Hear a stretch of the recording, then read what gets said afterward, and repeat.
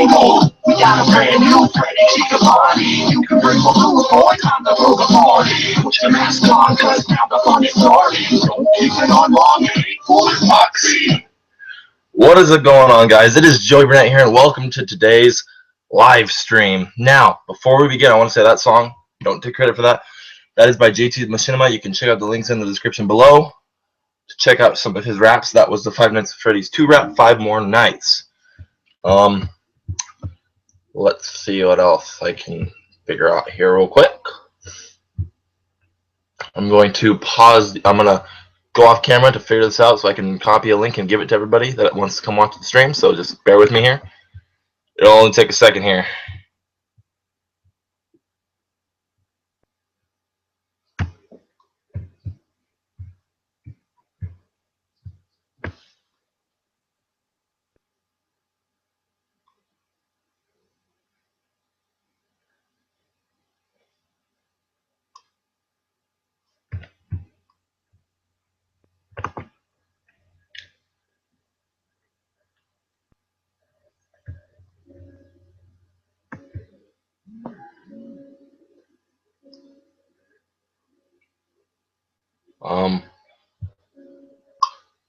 Just trying to figure it out real quick.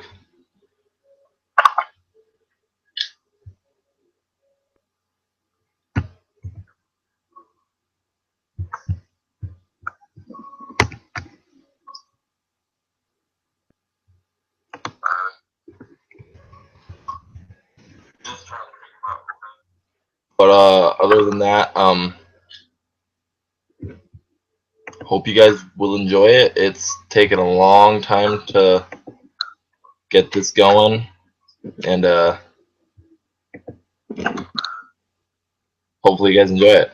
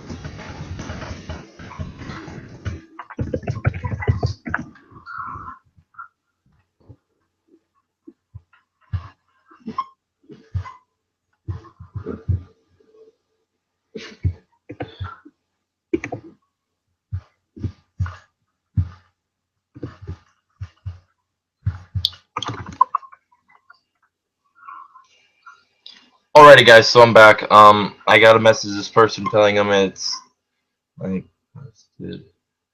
hey.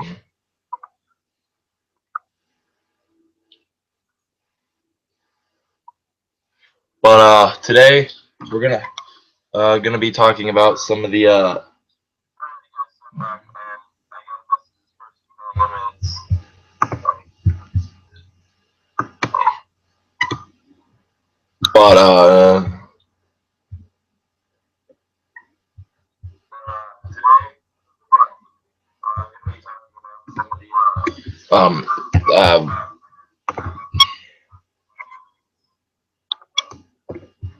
there we go. There we go. So today we're going to be talking about a bunch of the stuff about the lures and everything else going on with the Five Nights at Freddy's. So for the viewers out there, which there's 2 right now, hi, how's it going? You may not have ever seen me before, but my name is Joey Burnett, and I am doing a live stream about Five Nights at Freddy's. Now, before we begin, I do want to say, wow, this series is just one of the greatest series I've ever watched. Like, or played anyway. Like, I can't even express like how good of a series it is. Scott Cawthon really did a very good job making these games, and I wanted to kind of talk about some of the lore and have you guys ask me questions about the game or anything like that, so that I could try to answer it.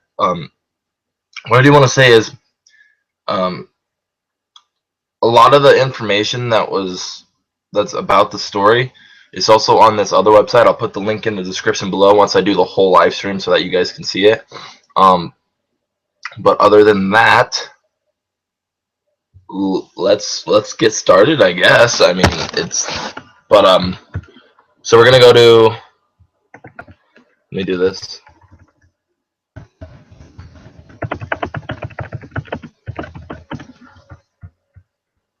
I'm just going to talk about some of the stuff that was found in evidence by other people. So make sure you guys pay attention because this is going to be some incredible, incredible evidence right here. Some evidence for the first game. It's kind of, a lot of people have been talking about the Beta 87, how everyone assumed it was Foxy the pirate who did it because of his jaw being loose and like him being out of order. He's not really just, he's not out of order because of that reason. He was not the Beta 87. My theory is that he was not, but Golden Fredbear at Fredbear's Family Diner before the pizzeria came to be was the Beta 87. Now, because I think of this, here's the reason. Because you have the game in Five Nights at Freddy's 4 where they do the 3-2-1. But a lot of people have said that doesn't seem like the Beta 87. But don't get me wrong, I mean it doesn't seem like it is, but it seems like it. Some people say it is, but it isn't because of the different things. Like they think there was a Bite of 83. Bite of 83. That had to be during Fredbear's Family Diner. You know, because of what it looks like is in the Five Nights at Freddy's 4 minigame, there's only two animatronics on stage. There's Spring Bonnie and then there's Spring Fredbear, Golden Fredbear, whatever. Now, don't get me wrong, it doesn't sound, or that cat has, this has to sound right. I mean, but other than that, I mean, there's been people trying in the first game. They've been trying to do before the version 1.13 was updated on the, I believe it was sometime in August. It fixed some bugs and some other things. Like for example, like I guess they people were trying to do a custom out of 1987 to see if there was an alternate ending to the game, but Scott figured this out, and he made it so Golden Fredbear's death scene appeared, which every time a player would put in 1987 in that order, then it would be, the game would crash, and then you'd have to restart the game because he's hiding something, and obviously like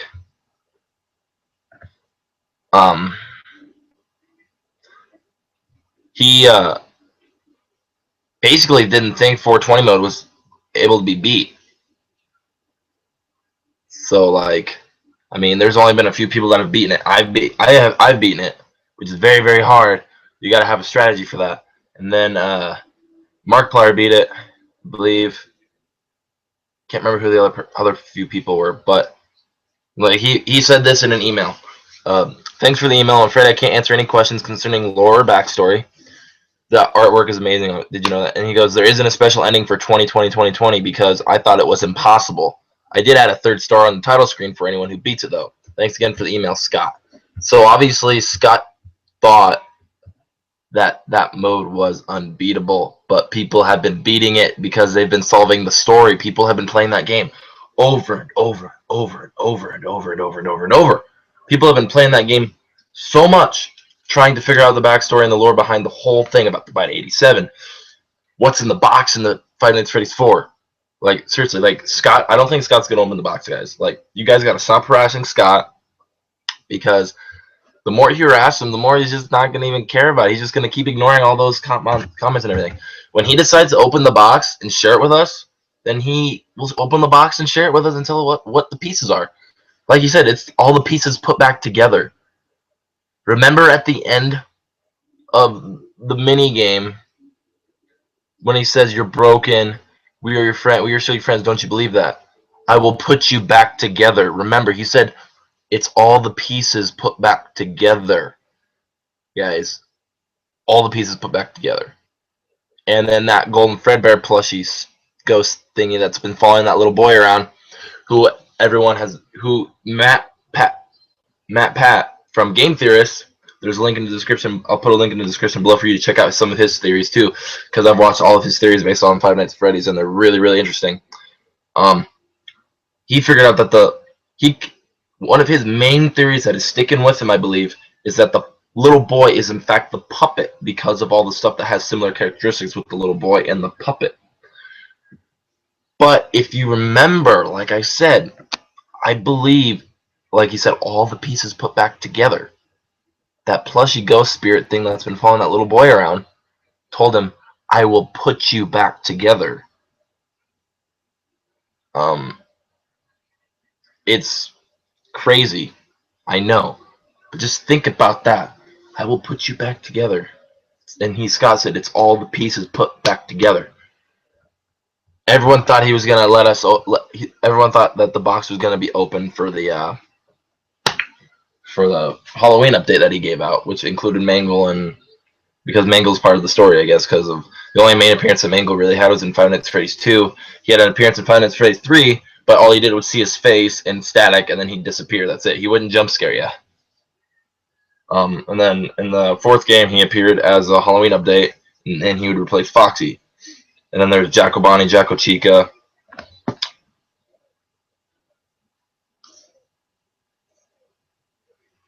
But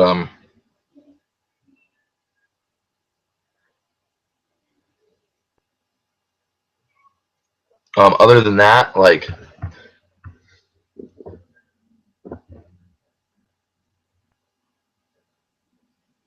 and like also like in the first game, there was another update to the Steam version, I guess, because like a lot of people were I don't know how to say this, trying to call some type of phone number for Freddy Fazbear. They tried to do 1888 Fazbear, which Scott ended up changing to 1555 Fazbear because people kept trying to call a number with the 1888. And then there was a Halloween update for the first game, which was yada yada yada yada blah blah blah. You know, added a jack-o'-lantern or whatever.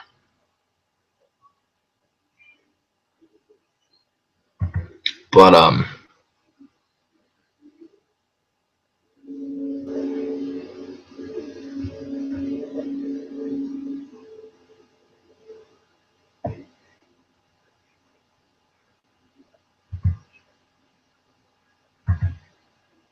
let's see. I'm looking for more information based on it.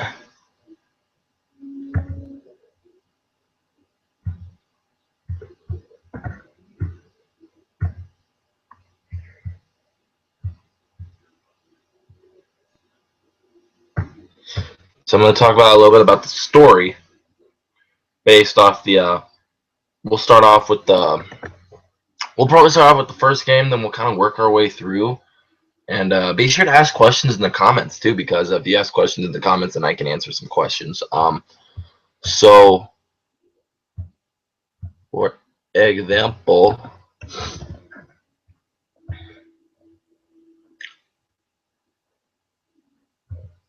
and we'll kind of do a little bit of the backstory. Obviously, I will say some of this article. The article I'm about to read contains speculation, usually occurs from pre-release video games or images of games or just things that are unknown entirely. Please keep in mind that when reading it here, they will update the page with the most accurate information. So, if you want to go to this website to look up some of the story, I'll put a link down below. It's like a Five Nights at Freddy's wiki. I take no personal ownage of this. I'm just reading it for the sake of the live stream here. But some of the backstory there is, I guess, there's a rule for safety signed in the East Hall corner that is randomly replaced by newspaper articles throughout the game. These articles reveal certain elements of the game's lore and backstory. I guess they're called hallucinations. It says that Freddy Fazbear's Pizza was once a popular restaurant for adults and children alike. However, due to a number of incidents, including the kidnapping and implied murder of 5 children by a man wearing an empty animatronic suit, sanctions by the health department over the numerous reports of dirtiness, and by the 87, the pizzeria had fallen on hard times. The pizzeria is set to close by the end of the year, as potential buyers do not want to be associated with tainted reputation of the company. So just that right there.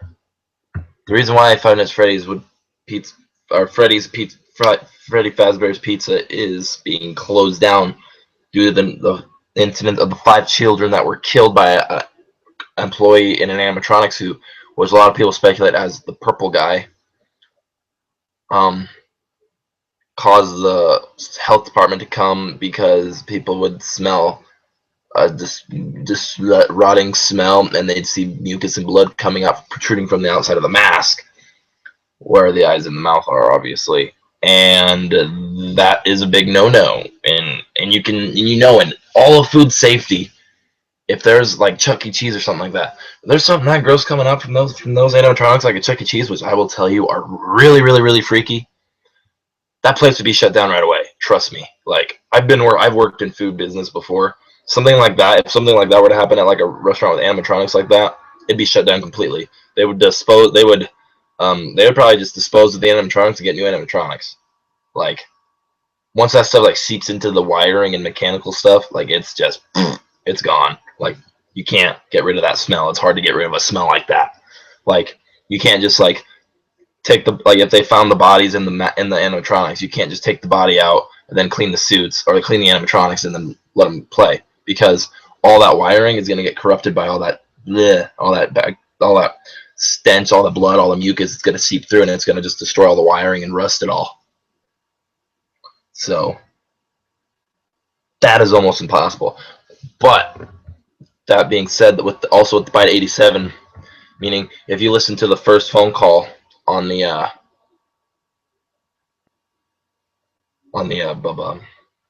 first game, it'll say they used to run around during the day too, but then there was the Byte at 87. It's amazing how the human body can live without the frontal lobe or something like that. I will play the clip off my phone on YouTube so you guys can hear it. Again, Five Nights at Freddy's is owned by Scott Cawthon, so. I just got a text from somebody asking me if it's going on right now.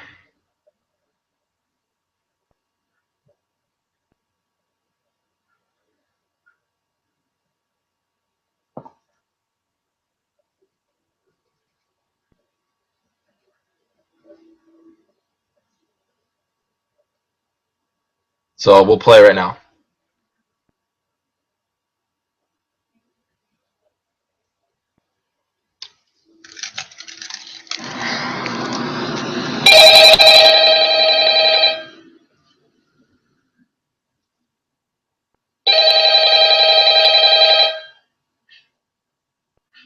My dog's over there just looking at it like, what the fuck is going on?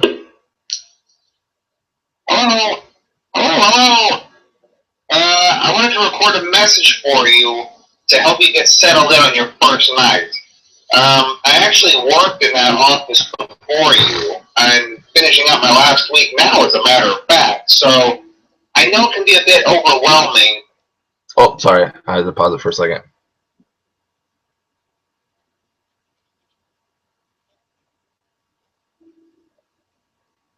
Sorry about that. But I'm here to tell you there's nothing to worry about. You'll do fine. So let's just focus on getting you through your first week, okay? Let's see. First, there's an introductory greeting from the company that I'm supposed to read. It's kind of a legal thing, you know. Welcome to Freddy Fazbear's Pizza, a magical place for kids and grown-ups alike, where fantasy and fun come to life. Fazbear Entertainment is not responsible for damage to property or person. Upon discovering that damage or death has occurred, a missing person report will be filed within 90 days or as soon as property and premises have been thoroughly cleaned and bleached and the carpets have been replaced. Blah, blah, blah. Now, that might sound bad, I know.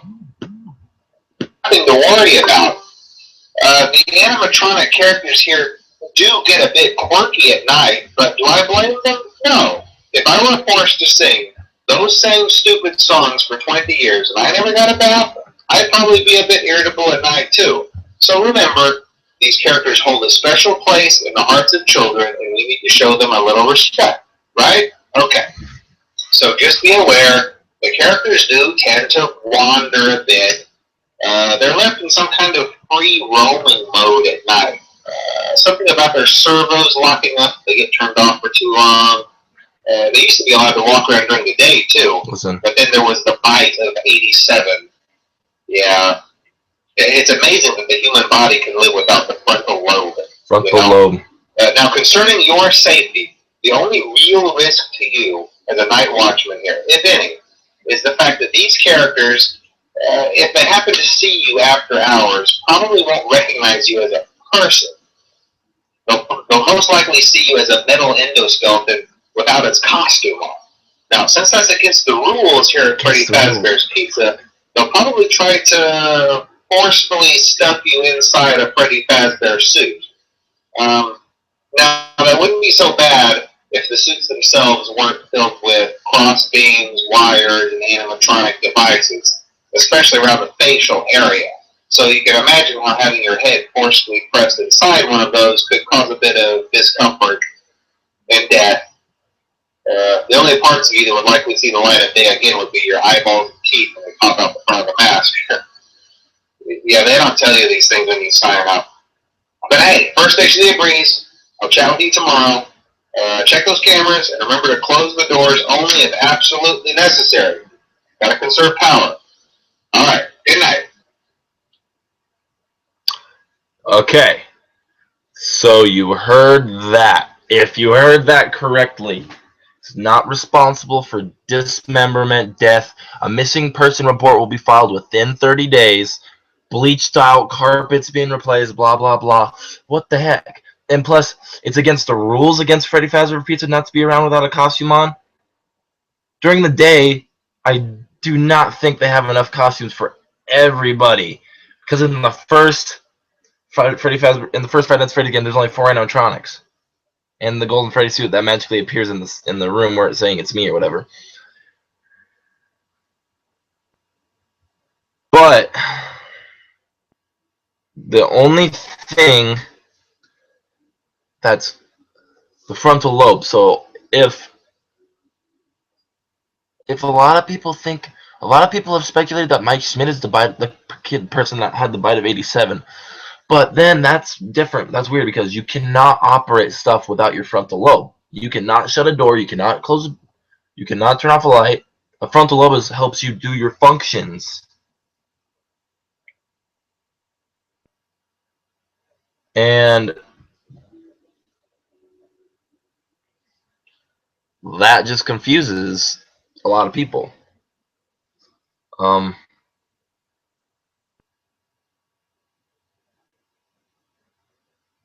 Now, yeah, that just confuses me how they're saying since it's against the rules,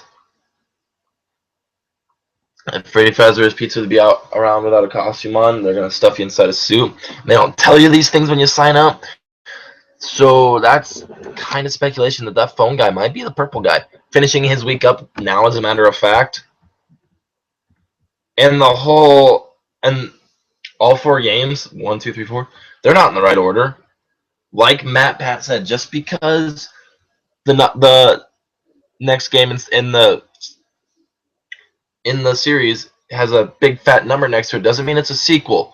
It can be a prequel to a sequel, like I believe I don't understand why there is speculation of that. So now if you listen to the second phone call in the first game, you will understand why. Just listen.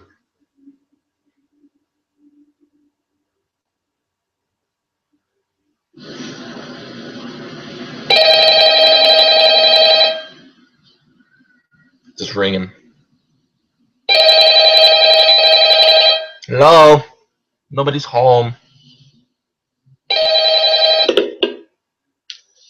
Hello? Hello? Well, if you're hearing this and you made it to day 2, congrats. I won't talk quite as long this time since Freddy and his friends tend to become more active as the week progresses. It might be a good idea to peek at those cameras while I talk, just to make sure everyone's in their proper place, you know. Proper place, right? Interestingly enough, Freddy himself doesn't come off stage very often. I've heard he becomes a lot more active in the dark, though, so, hey, I guess that's one more reason not to run out of power, right? I also want to emphasize the importance of using your door lights. There are blind spots in your camera views, and those blind spots happen to be right outside your doors. So if Right you can't outside. find something or someone on your cameras, be sure to check the door lights. You might only have a few seconds to react. Not that you would be in any danger, of course. Ha! I'm not implying that. Any danger, of course. Also, check on the curtain in Pirate Cove from time to time.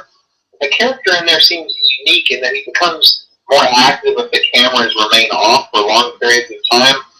I guess he doesn't like being watched. I don't know. Anyway, I'm sure you have everything under control. Talk to you soon. Okay, so when he was saying basically, let's go back to some of it.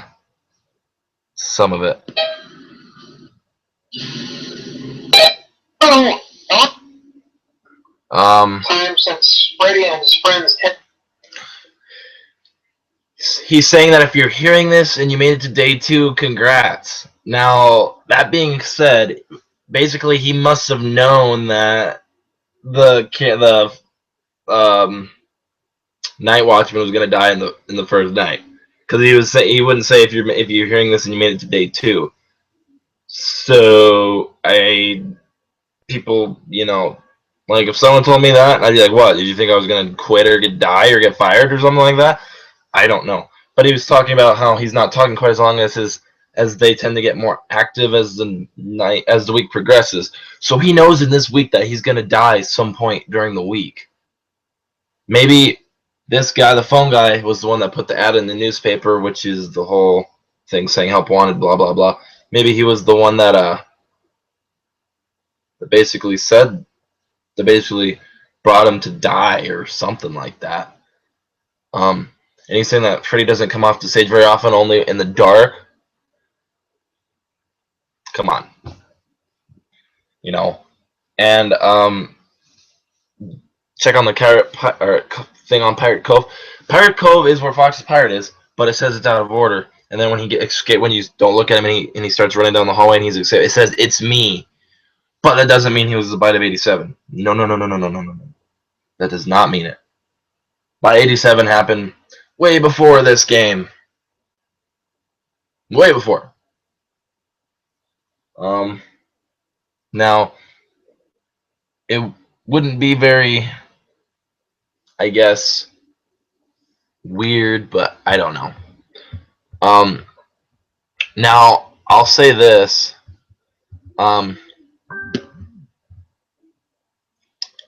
Another.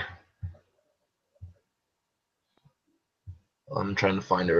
Like I'll put a link in the description below for if anyone who wants to check out this site to check out all the information. It's talking about the 4 mascots.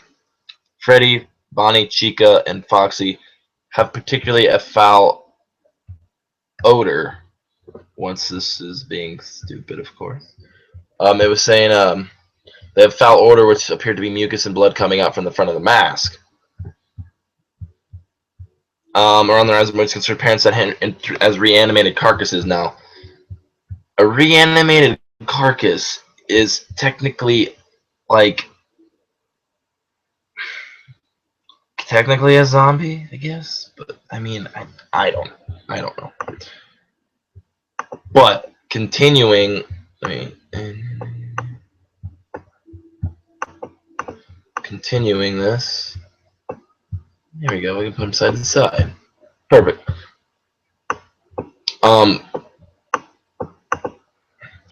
Then the phone guy remarks in night 1 message the animatronics haven't been cleaned for 20 plus years of service. What does that tell you? And they have and would explain the nasty odor. This stench could be attributed to the possible theory that the missing children were stuffed into the animatronic suits after they were killed, and that the decomposing bodies were producing the repulsive smell. Blood mucus can only come from really one thing, and that's a rotting corpse of a child or a person. Hello? mucus and blood around the mouth and eyes. Mucus would obviously be around the eyes and mouth, or the mouth and nose area, and the blood would probably come from the eyes. Probably a little bit of blood from the mouth, not a whole lot, and a little bit from the nose. Most of the mucus is going to be coming from the frickin' nose and the mouth, because the mucus goes in and out your mouth. So if someone goes like a little, that's mucus coming out of your mouth when you spit. And supposedly due to their servos locking up from disuse, the animatronics would have been left in a free roaming mode at night over the years. Like Phone Guy said, they used to be able to roam freely during the day as well, but the Bite 87 caused Pizzeria to put a stop to this. Because an animatronic had to bite a kid in the face, and the Phone Guy even said, yeah, it's amazing how the body can live without the frontal lobe of the brain. And if people are saying that Mike Smith is who is the Night Guard in the first game, was the victim of the Bite 87, that is physically impossible, because without the frontal lobe, you cannot do many of your tasks. You can't complete stuff. You can't do something. You can't turn a light off or on. You can't open and close a door. And then also it says here, it was also revealed that Phone Guy disappeared sometime before the events of the game, as heard during the phone call on night 4, and is implied to have been stuffed into a suit and or killed. There are many theories as to what happened to the Phone Guy after the call cuts out, but no one is certain that he was attacked. There's also speculation about a more complicated twist version of the plot due to the message during night 5, which I'll play night 3 right now, and then I'll just go to night 4. Night 3 is just kind of like in the middle of the night type deal. But the night 4 and night 5 call is very, very weird. Night 5 is crazy, but just listen to this and then you'll know kind of what I'm talking about.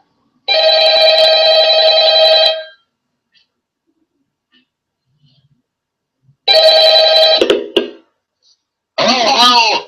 Hey, you're doing great. Most people don't last this long. Most people don't last as long. I mean, they usually move on to other things by now. I'm not implying that they died. That's not what I meant. Anyway, I better not take up too much of your time. Things start getting real tonight. Hey, listen, I had an idea. If you happen to get caught and want to avoid getting stuffed into a Freddy suit, try playing dead. Go limp.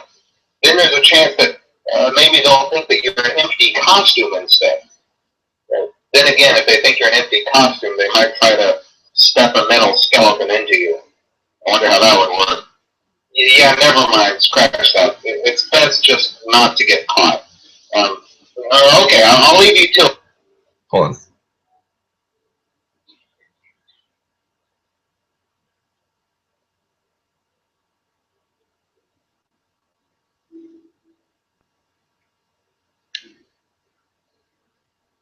To it.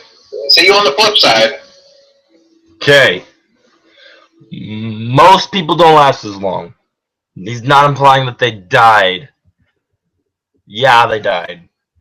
Just think about it. I believe that just hearing that call again.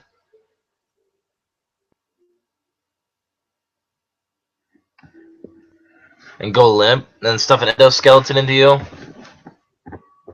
When playing dead in the game is where when you lose your power and then you look to the right and you stare at the right, which gives you more time to sort of beat the night.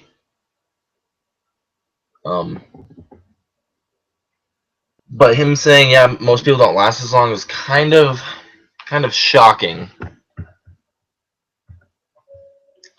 So as we're going into that, and night 3 is the only time where if you look at camera 2B, you'll see either a Golden Freddy poster, and then when you undo your camera, a Golden Freddy costume will appear, just limp in front of you, with displaying some weird fucking random gibbery thing saying it's me. It's like, and then if you stare at it for too long, it can crash your game.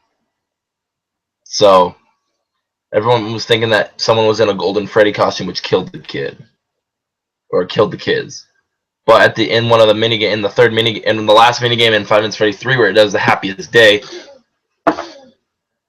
hold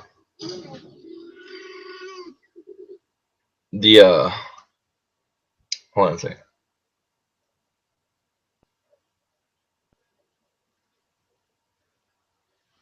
It shows the happiest day mini game, which is the when someone that has dressed up like the puppet goes, delivers the cake, everyone puts on the mask, all their souls rest, and then boom, the all the kids are saved, and the kid towards the end of the table puts on a golden Freddy mask. So there's 5 kids: Puppet, Foxy, Chica, Freddy, Bonnie, then Golden Freddy's. So that must mean there was a 6th kid plus the puppet. So 7. There's 2 people that are unaccounted for, I believe. But that's just me. Moving on.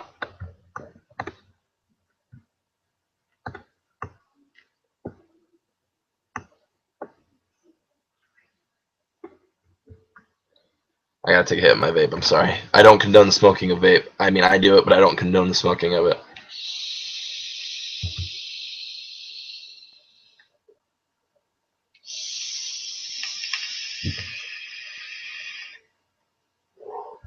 Okay. Ooh, smoky.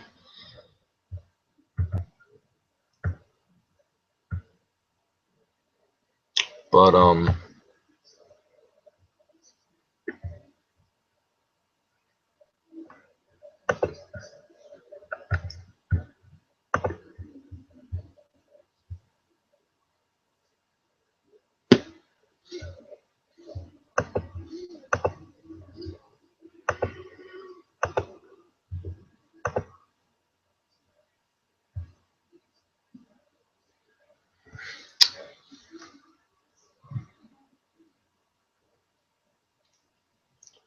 moving on.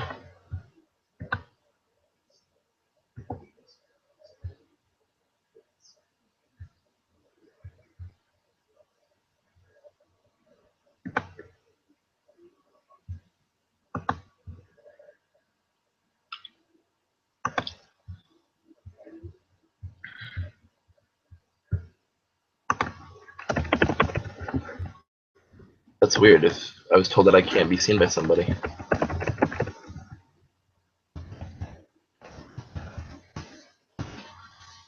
Told that I can't be seen by someone on here. That's strange.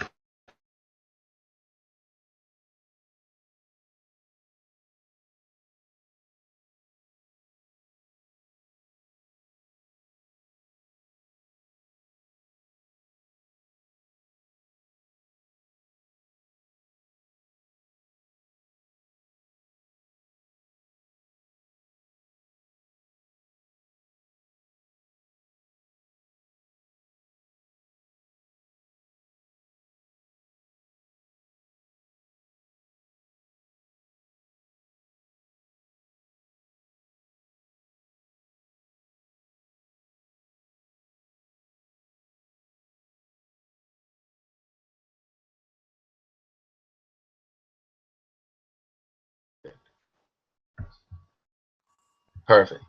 There we go. I think Mom.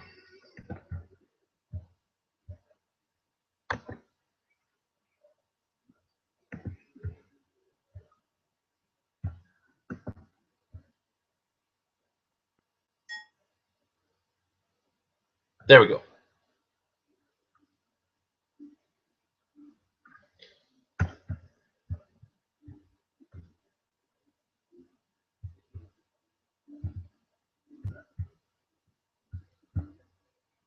There we go. Don't know what happened there. I'm sorry about that, guys.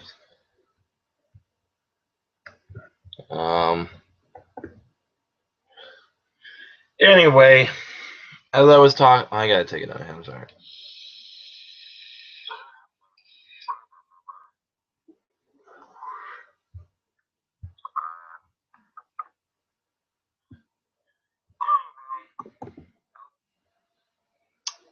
Okay. Okay, moving on to the storyline anyway, continuing some more.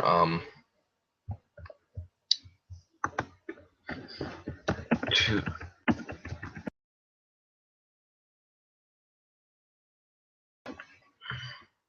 we go.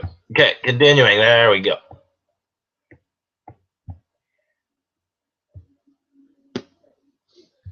Okay.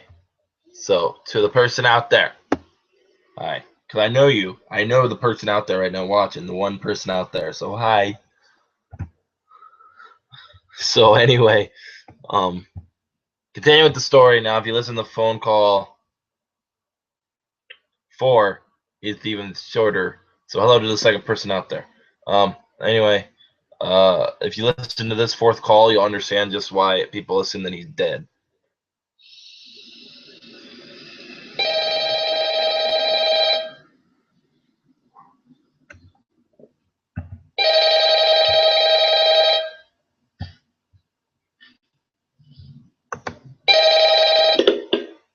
Oh, hey, wow, day 4.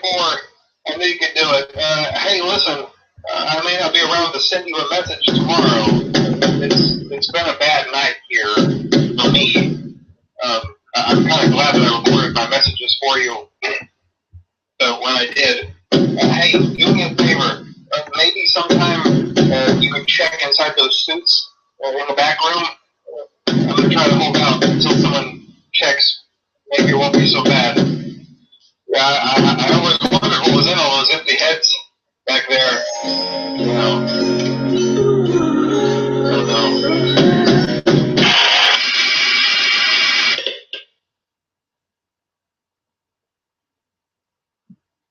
What did you guys think of that? That was obviously something had to have happened to that guy.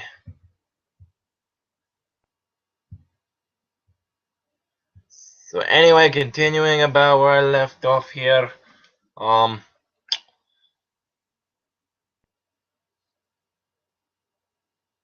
It was saying about how on the 26th of June of an unspecified year, a total of 5 children had gradually gone missing at a pizzeria. Which is strange because in the third, and I find it's Freddy 3 at the last minigame, the happiest day, it shows someone in a mask of Bonnie, someone in a mask of Chica, someone in a mask of Freddy, someone in a mask as the puppet, someone in a mask as Foxy, and someone in a mask as Golden Freddy. That means there's 6 people. There's 1 child unaccounted for, which must suspect to be the Beta 87 victim because a lot of people have speculated that the kid in the 4th game crying is the puppet. So, because the crying streams and the purple streams and blah, blah, blah. And yeah, let's see, what else does it say? It says, police suspected that a man had dressed up in a costume resembling one of the animatronics, possibly Golden Freddy or Springtrap, as implied on 996's phone call in the 2nd game, lured the children to the back room where he murdered them. And now, again, it says soon afterwards, they began to leak blood and mucus around the facial areas and had released a foul odor and likened by a parent as reanimated corpses. This has led to a popular belief that the murdered children were stuffed into the animatronic suit. That incident, along with the other incidents and violations, ultimately led to the closing of the pizzeria, and it was then shut down by year's end. So, what does that tell you about the pizzeria there? Not a very good pizzeria to go to if you're a child. I mean, come on now. I mean, who would want to go there and then get lured to a back room and then murdered? I think some kids would be smart enough not to do that, not to take a stranger's advice and go there. So, people, like little kids, should know not to even talk to a stranger to begin with, because you never know what they're gonna do. So, I mean, if you think about that, hello, second viewer and third viewer. We're just going to talk, continuing now. So far, does anyone have any questions so far? I've been talking quite a bit here lately, and I'm kind of need some water. Is what I need.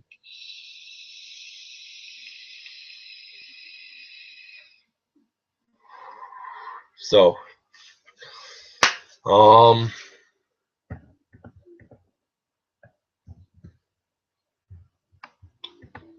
there we go. So then, here are some of the theories that are on here also.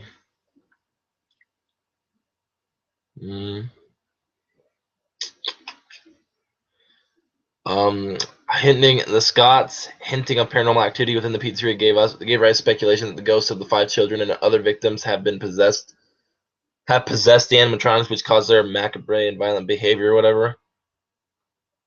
Another theory was that the children were stuffed into the animatronics. That would explain the animatronics' foul odor and leaking of blood and mucus, and the parents' comparisons to reanimated corpses. No one knows what happened to the fifth child, though. It is believed that the fifth child may have been stuffed into Golden Freddy. This would explain why Golden Freddy has a little girl's laugh. However, it is possible that all the children were killed and disposed of in a more traditional way. Now, if you listen to the call on night 5, it's just a bunch of demonic gibberish. To be honest here, like, just take a listen. Take a listen.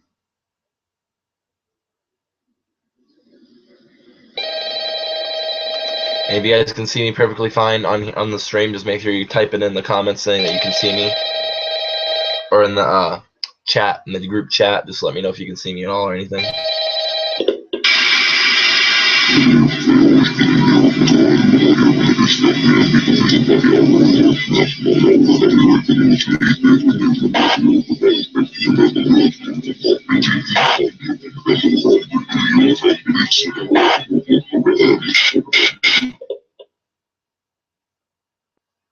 Wow. And here, and it said, it was talking about agricultural stuff. That call was. That call was talking about agricultural stuff. What does that tell you?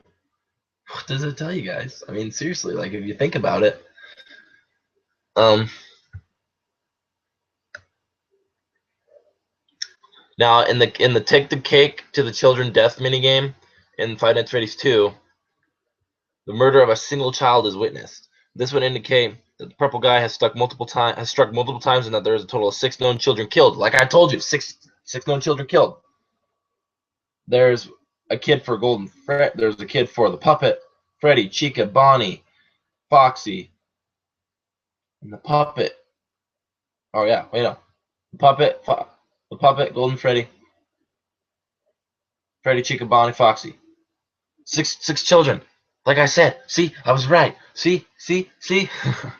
Anyway, this is supported in the Happiest Day minigame, like I said, in the 3rd game, where the 6 masked children would gather around before the cake before disappearing. Oh my gosh! Like I'll show you. I can show you this.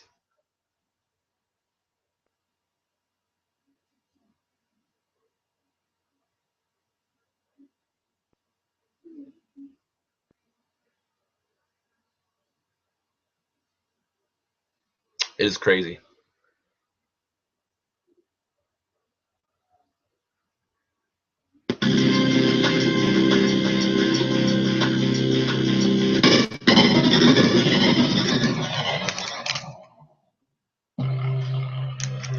Just take a look.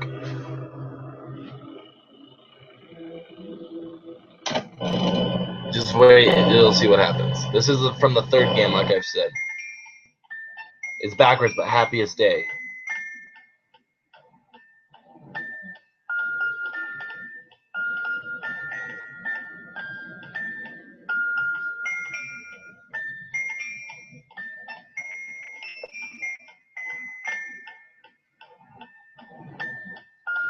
See?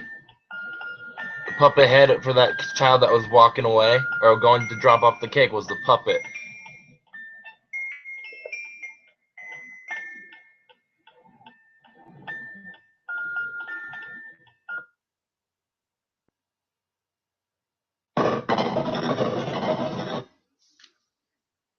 What does that tell you?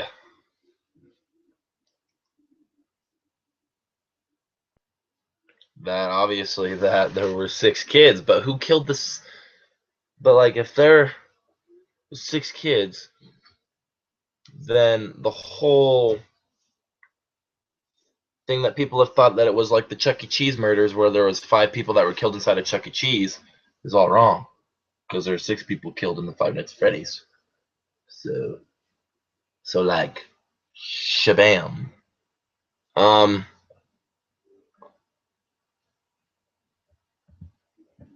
The game doesn't confirm that the killer was convicted for the incident. It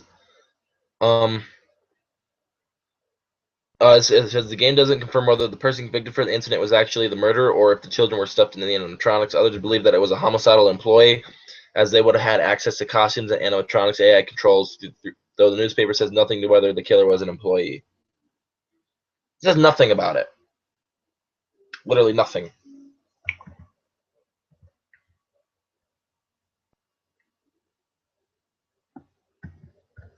But it is strongly hinted that the killer was the purple guy. Now, because of this, like, upon the completion of the 5th night,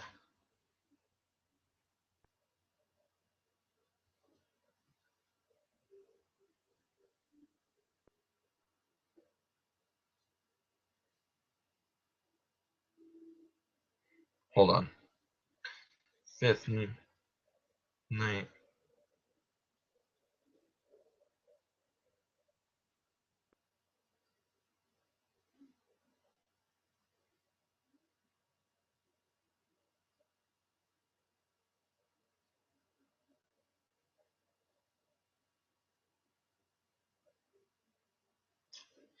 The player plays as the dead child confronting the purple guy in a room where four other dead children are.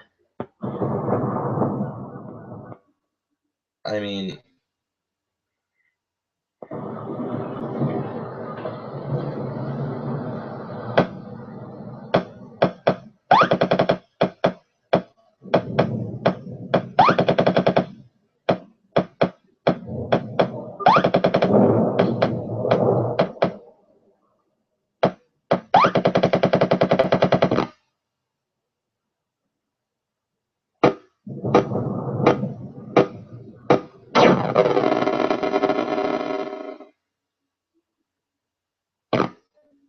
that's Springtrap now.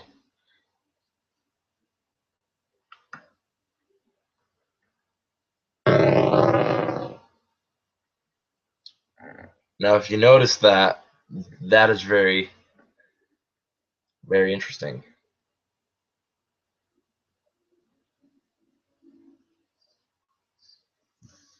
Because Springtrap in the 3rd game has someone in the costume, which is the purple guy, and it was saying that how cranks and stuff can also like cause those, because those suits in the 3rd game, it was told that there was a tape that the animatronic suits can be worn as a suit and they can be used as a animatronic as well. But if liquid or water or anything hits those joint locks, they malfunction and they cause the animatronic not to be able to be worn. That's what happened with this, because you saw it was like rainy or whatever. He put on the suit, was laughing. There was like wet rain that hit it, most likely, or though dripping from the ceiling, and it caused it to malfunction. And he was stuck inside the Springtrap suit forever, which turned out to be the Golden Bonnie, which was during Fredbear's Family Diner when there was only 2 animatronics, uh, uh, Spring Bonnie and Fredbear.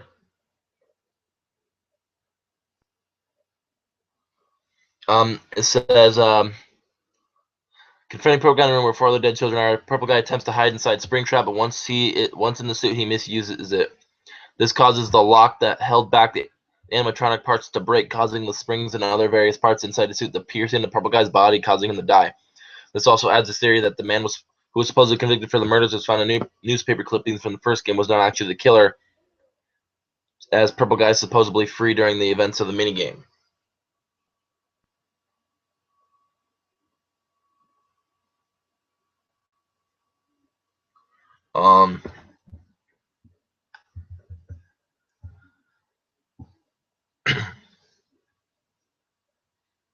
Well, folks, I'm going to be taking a quick break real quick to go get me some water, because my mouth is very, very dry, and I could really use some water right now. So give me about 1 minute, and I'll be right back with you guys, so stick around.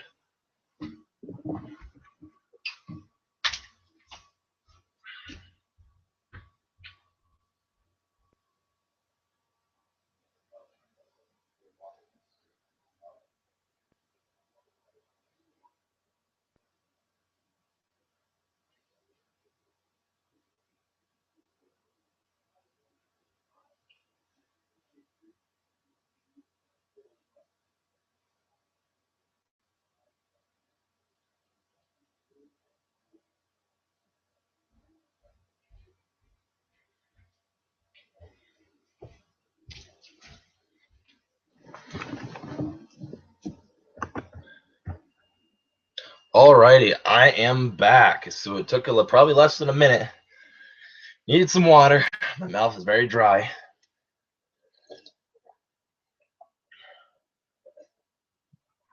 But as you can tell, for the person out there, pretty interesting stuff, right?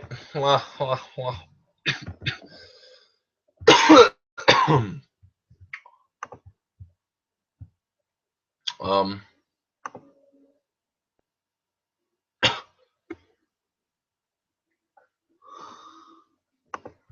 it's been a long day, guys. It's been a very long day. So I'm going to. Okay, so some other theories thought that the night guard was a variation of two certain theories speculates that the murderer may have been a previous night guard, which would explain why the animatronics are so determined to reach Mike Schmidt, which is in the first game, and supposedly phone guy before him after as heard before night for phone call. Since the killings may have not occurred after hours, the theory raises the possibility that the victim's souls haunting the animatronics want revenge, but can only remember for certain that they think the killer might have been the night guard. They don't know which night guard might have been, but the night guard that's doing it right in the first game, which is Mike Schmidt, they're thinking that that was the killer because the purple guy himself was actually a night guard before it was like one of the first night guards. So if you think about that, you know, the animatronic, the children that either haunt the animatronics or have been sucked into it, they want to seek revenge and they want to go after the night guard that killed them, which they're thinking it was Mike Schmidt because when you die, you can't really remember anything. I don't think. And like I said, but can only remember for certain that they think the killer might have been the night guard, which the purple guy turned out to be an actual night guard. In the Five Nights at Freddy's 4 minigame, you can see the purple guy stuff putting a guy in a animatronic suit, which he shows a little badge like this, badge like a security guard would have, like any type of guard. Coincidence? I think not. Anyway, moving on.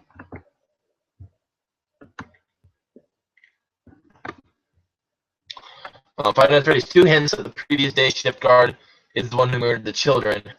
Phone guy mentions on night 5 of the second game that no one is allowed in or out, especially concerning any previous employees. Which I'll play that call right now.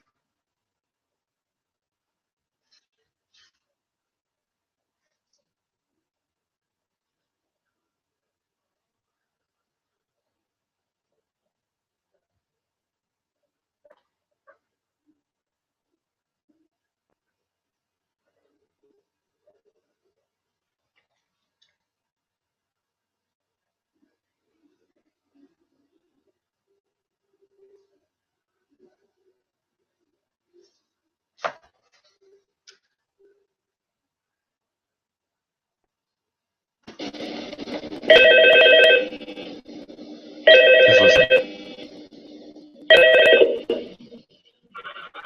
Oh, hey, good job, night five. Hey, keep a close eye on things tonight, okay? From what I understand, the building is on lockdown. No one's allowed in the house, especially concerning previous employees. When we get it all sorted out, we may move you to the day shift. So this one just became available. We don't have a replacement for your shift yet, but we're working on it. We're going to try to contact the original restaurant owner. I think the name of the place was Freddy's Family Diner or something like that. It was closed for years, though. I doubt we'll be able to track anybody down. So just get through one night. Hang in there. Good night. Okay. No one's not in or out. Contacting the previous owner from Fredbear's Family Diner. That had to be the place where the Beta 87 occurred. Because that only had two animatronics. Spring Bonnie and Golden Fredbear. The only two, because that's what it started with. This is also possible because Mike worked after both this incident and the Bite 87 took place due to the fact that Jeremy Fitzgerald, which is the night guard for the second game, is the only protagonist to not be fired from his job as a night guard. The only one. Another candidate would be Fritz Smith, security guard on a custom night that is fired the following day. after he tampered with the animatronics, just as Mike was. However, tampering with animatronics could similarly allude to the custom night gameplay where the player adjusts the AI levels of the animatronics. Furthermore, the fact that fits work after Jeremy possibly disproves this accusation.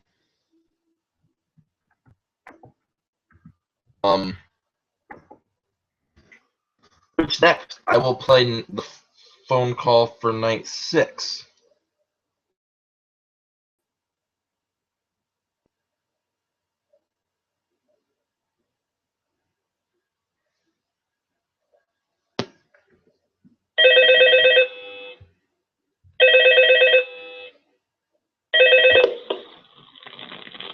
Hello. What on earth are you doing there? Didn't you get the memo? The place is closed down, at least for a while. Someone used one of the suits. We had a spare in the back, a yellow one. Someone used it. A yellow one. Now none of them are acting right. Listen, just finish your shift. It's safer than trying to leave in the middle of the night. We have one more event scheduled for tomorrow, a birthday. A birthday. You'll be on day shift. Day shift. Wear your uniform. Stay close to the animatronics and make sure they don't hurt anyone, okay? For now, just make it through the night. When the place eventually opens again, I'll probably take a night shift myself. Okay, good night and good luck. Did you hear that? It shut down at least for a while. Someone used the suit. There was a spare one in the back, a yellow one. Spring Bonnie, also known as Springtrap. That means that mini game that I showed you with the 5 children, them chasing the purple guy, that was the suit in the back. But since it was closed down and water was leaking through the ceiling, that caused the spring locks to malfunction, which causing the purple guy to die on the inside of the suit. Did you hear how he sounded? He sounded so nervous and scared because of someone doing the night shift. One more schedule for our birthday. Five Nights at Freddy 3, the happiest day minigame was that birthday with that giant cake when they all the spirits of the children rested in peace finally. Supposedly. If you caught that. Because it had the mask of all those stuff. Freddy, Chica, Bonnie, Foxy, Puppet, and Golden Freddy. That's pretty fucking impressive. Or, excuse me, I swore there. But that's pretty impressive. I mean, come on now. If the killer really wanted to hide from it, come on. You really think going inside a suit is going to save you from ghosts? No. Nope, it's not. Let me continue down this fucking thing here. Very good information that I'm just starting to find out. I just got. Hold on.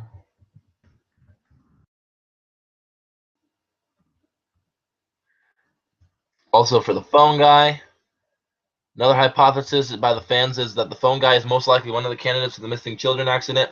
Appears to be wearing a security badge in the Save Them Death minigame, while phone guy was the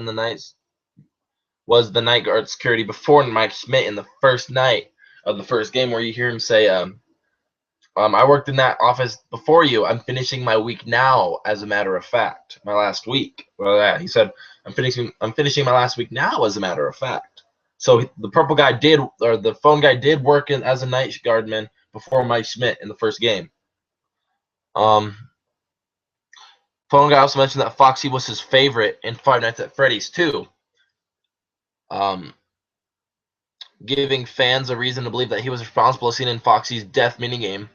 The purple guy is often outside Pirates Cove. So, going on that's some good information right there.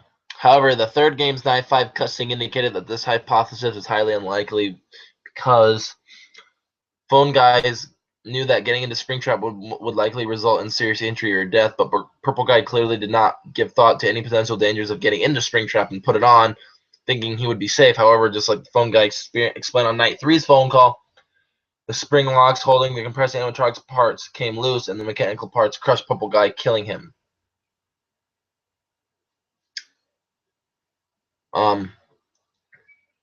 This guy also deliberately did what the phone guy told employees not to do while in the suits, making sudden movements. Suddenly standing up quickly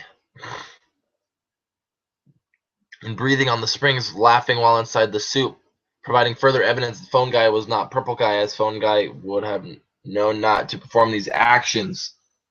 Because if you saw on that minigame where there's 5 children, he was set down, he put it on, and he quickly stood up. That can cause the spring locks to undo, and laughing and breathing could cause moisture to hit the freaking spring lock, causing them to come out and killing the guy instantly.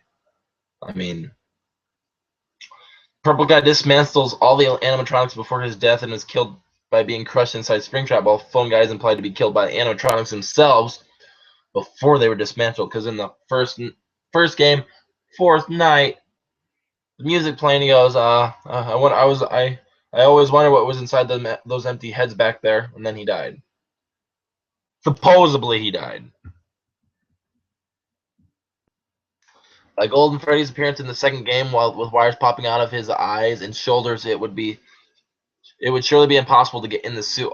Although these wires could just be hanging out of the outside of the suit, being barely inside. This could, however, also mean that the wires and beams were removed and the ones seen are just leftovers. Springtrap, however, is another possible candidate, given that he is yellowish in color. Given that Golden Freddy has a similar appearance to Springtrap, as well as appearing in the night mini games alongside Springtrap while performing for children, many believe that Golden Freddy was a suit that could be worn like Springtrap. If this is the case, it is very possible for Golden Freddy to be the suit used in the murders. Because the kids love Freddy Fazbear, Golden Freddy just makes it sound even more fun for children. I guess. I don't know. Like, if I was a child and I saw some guy trying to lure me into the back room, I'd be like, no. I am not going back there. I mean, even though kids are supposed to be smart, not to talk to strangers. I was raised not to talk to strangers, so therefore, I wouldn't go back there. There's another recent theory that suggests that the puppet, which I'm thinking is that little boy from the Beta 87, was responsible for the animatronic being possessed. The death minigame in the second game seemed to back up the idea, as in the Give Gifts, Give Life minigame, that the puppet is shown putting the heads of the original animatronics, Freddy, Bonnie, Chica, and Foxy, onto the corpse of children. A fifth child briefly appears before Golden Freddy pops out at the player in the Happiest Day minigame, which I showed. In the third game, the 5 children appear wearing their character masks and are joined by the player-controlled child, who is revealed to be wearing the puppet's mask, indicating that the puppet is another child's spirit, which means there were 6 kids that died. The Bite 87 victim, if it is the puppet, then that child who was Bite 87, had to die, and then his soul go into the puppet to make there be 6 children die or whatever. Because the first 5, which are the mess with Foxy, Freddy, Chica, Bonnie, and then Golden Freddy, then the puppet. So the child that was Golden Freddy, that doesn't make really a whole lot of sense though, because with Springtrap, but like I said, if in fact the victim of the Bite 87 is in fact the puppet, then that explains why the puppet is responsible for possessing all the animatronics, which makes a whole lot of sense if you think about it, because it's the victim that died in the Bite of 87 due to the malfunction of an animatronic, possibly Golden Fredbear from Fredbear's Family Diner, which I believe that must have caused, once that child died, their soul must have taken over the puppet to get revenge for possibly someone causing that animatronic to malfunction. Because we see in the last this next clip, this is going to shock you.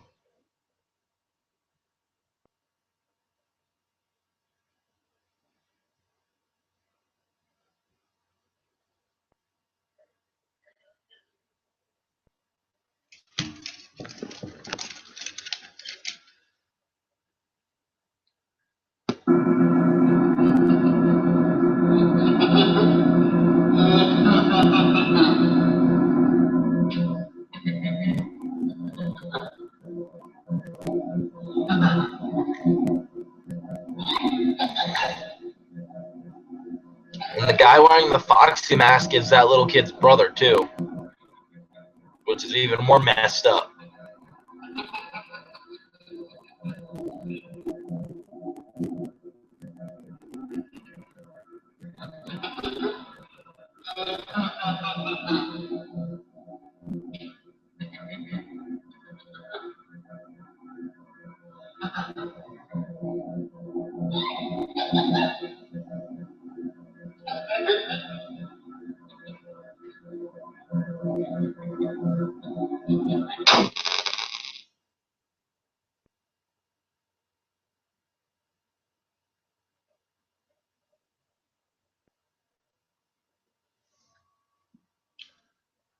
Now, if you notice that, you're probably thinking, oh my God, like your eyes probably must have opened wide. Like they had to have opened up wide.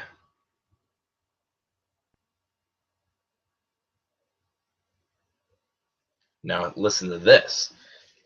When you complete the night, the 6th night, and the 7th night, at the end of the 7th night, there's a box in Five Nights at Freddy's 4 with 2 locks on it, saying, and at the top it says, some things are better left forgotten for now. What's in the box? What is in the box? For reals. Like, I mean, and towards the end, in one of those scenes, the kid goes, or this little Fredbear plushie says, "You're broken. Don't worry, I will put you back together." Scott even said there's a chance he won't even open the box. And he said, what's in the box? It's the pieces put back together. Now listen, that Fredbear thing said, "I will put you back together." But Scott said it's the puzzle pieces put back together. What does that tell you? Possibly it has to do something. What's in the box has to do something with that child that was bit by that Fredbear in the last minigame with the 1, 2, 3. That had to be it. That had to be it. I mean, if Scott even decides to watch this, he can hopefully prove my theory correctly, because whatever's in the box is the puzzle pieces put back together that has to do with that child that was bit because of his brother and his 3 friends throwing him inside of that head. Had to be because of it. Had to be.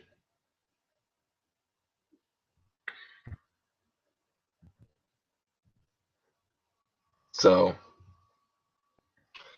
moving on. It is 12:16 right now. We have been on live for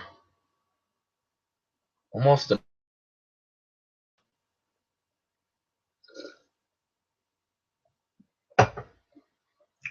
hour. Leave any questions inside the chat, or if there's a chat next to it. If you have any questions for me,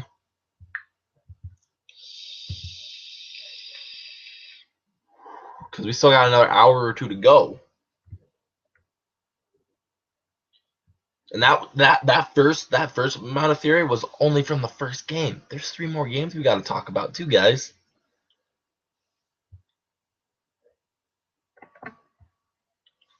There's 3 more games we got to talk about. And this will be up on YouTube for anybody to watch afterwards anyway as well.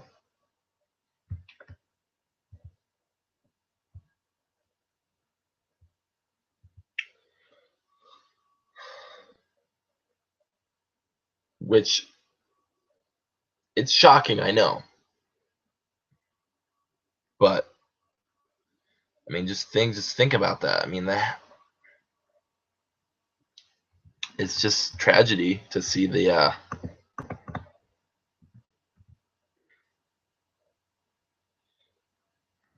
excuse me.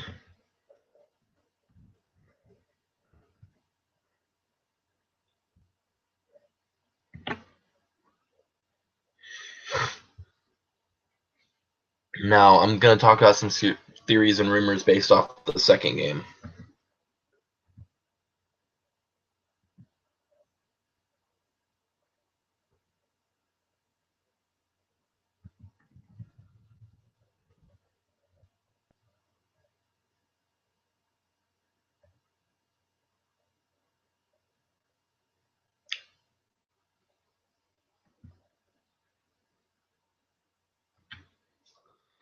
Now, I will say,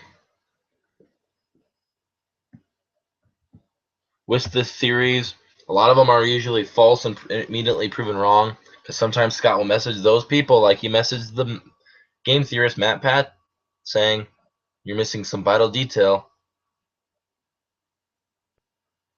You know, what does that tell you? That this could be my theory right now. Could be wrong. But all the pieces put back together about the box, all the pieces about the box, about the has I think in my theory, whatever Scott means by it's the puzzle, it's the pieces of the puzzle put back together. I believe it has something to do with the child that got bit by that last minigame scene and Five Nights at Freddy's 4, that kid dying. Because Freddy Plush said, "I will put you back together." That's what I feel like the box is about. So, like, if that box ever gets opened at all, it has to do with that little boy. That's what I believe.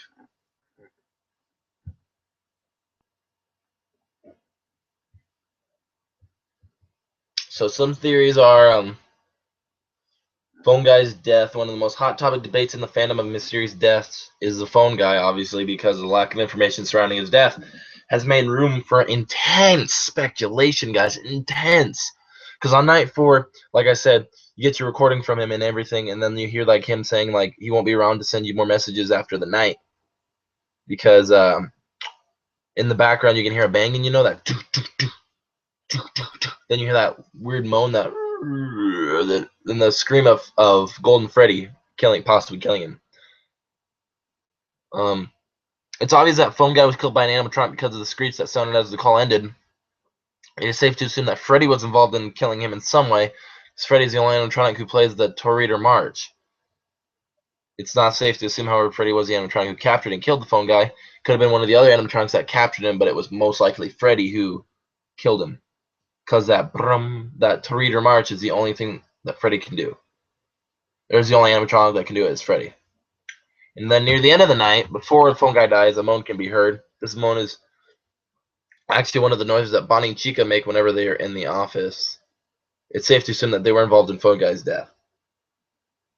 Now, like I said, these theories I'm reading off of here are from other people. I'm not taking them from mine, but I'm adding some of my own stuff that I think into it, if that makes any sense to you guys. So,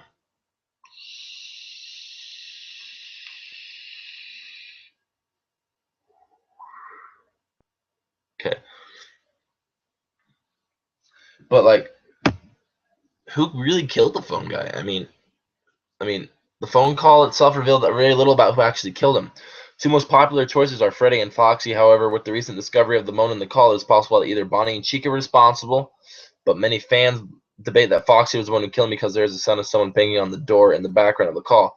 Foxy is the only animatronic who bangs on the door, because when he escapes the curtain, you can click on the camera on the left, down the hallway camera on the left, and you'll see him run down.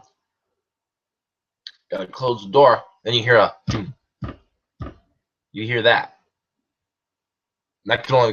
Only Foxy can do that. However, the Torreader March plays right before the Phone Guy dies. Many fans immediately assume that Freddy was the one who killed him, because Freddy's the only animatronic that does that sound. It is also plausible that either Bonnie and Chica got to him somehow. The Torreader March.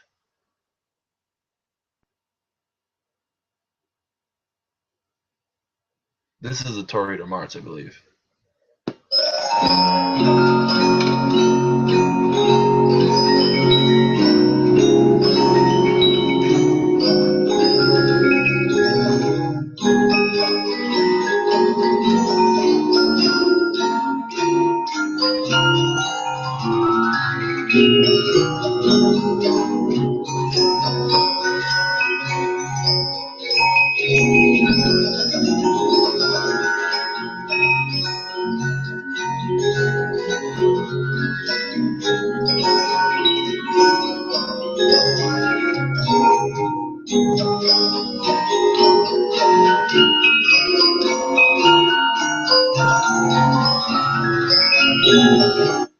That's the Torreader March. Only Freddy can do that. However, contradiction appears regardless of who you believe actually did it. It is safe to assume that during his shift, Phone Guy operates using the same mechanics as the player in order for the situation within the phone call to occur. following conditions need to be met. Phone guy needed to have left the left door closed. The banging sound implies that Foxy was at the door. Freddy needed to be involved in some way, and he needed to be in a situation where he would play his jingle. The only time Freddy plays his jingle is when he's in the kitchen or when the power goes out. Chica or Bonnie needed to be inside the office, which means that one of the doors had to be open. So if he closed the left one, obviously the right one. If Foxy was banging on the door, then it would be impossible for Bonnie to get inside because Bonnie never appears. But if Foxy's banging on the door, then it would be impossible for Bonnie to get in because Bonnie never appears in the West Hall if Foxy is at the door. So that means Chica had to be the one to possibly get him. Because if that left door is closed, Foxy and Chica can't, or Foxy and Bonnie aren't going to be able to get in. That means Chica had to be inside, and Freddy had to be on the camera closest to the guy. And then he had to have run out of power. Which doesn't really make a whole lot of sense to me, honestly, I don't think. But it means he would have to run out of power, or Freddy would have to be in the kitchen for that jingle to happen. But you can tell that jingle was like really close to him too. So he had to have run out of power. Because like once Foxy bangs like 3 times, he's gone. And then he opens the door. So it could have been Freddy or Chica, because he could have, right as he opened that door, he could have closed that door where Chica is. And if Freddy's in the kitchen playing his jingle, right when he runs out of power, both the doors open. And Freddy plays his jingle really close, causing him to die.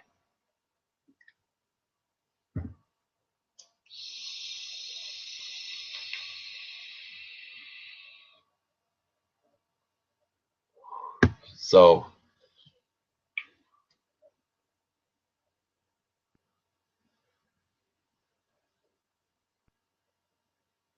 messaging somebody, so sorry. Wait. Messaging the person that's on here. So that's weird. Anyway, assuming these conditions, there are a few possible ways the phone guy could have died following regular game mechanics. Most fans believe one of the following happened. Freddy snuck into the room while the phone guy was looking at the monitor and killed him. While this works easily in theory, there are quite a few flaws in it. First off, the phone guy noticed the jingle before getting killed. Freddy never plays a jingle before killing the player unless the power goes out. If one assumes that the power did go out, there's another flaw. There's no sound of the power going out heard on the phone guy call. A loud hum always sounds when the power goes out, like. Even if the power did go out, the call would have cut off much earlier, before phone guy dies. However, the phone call goes all the way through until the screech. It's possible that the phone guy recorded his message using a battery-operated machine. However, battery-operating recording devices do not ring like a telephone when being played back.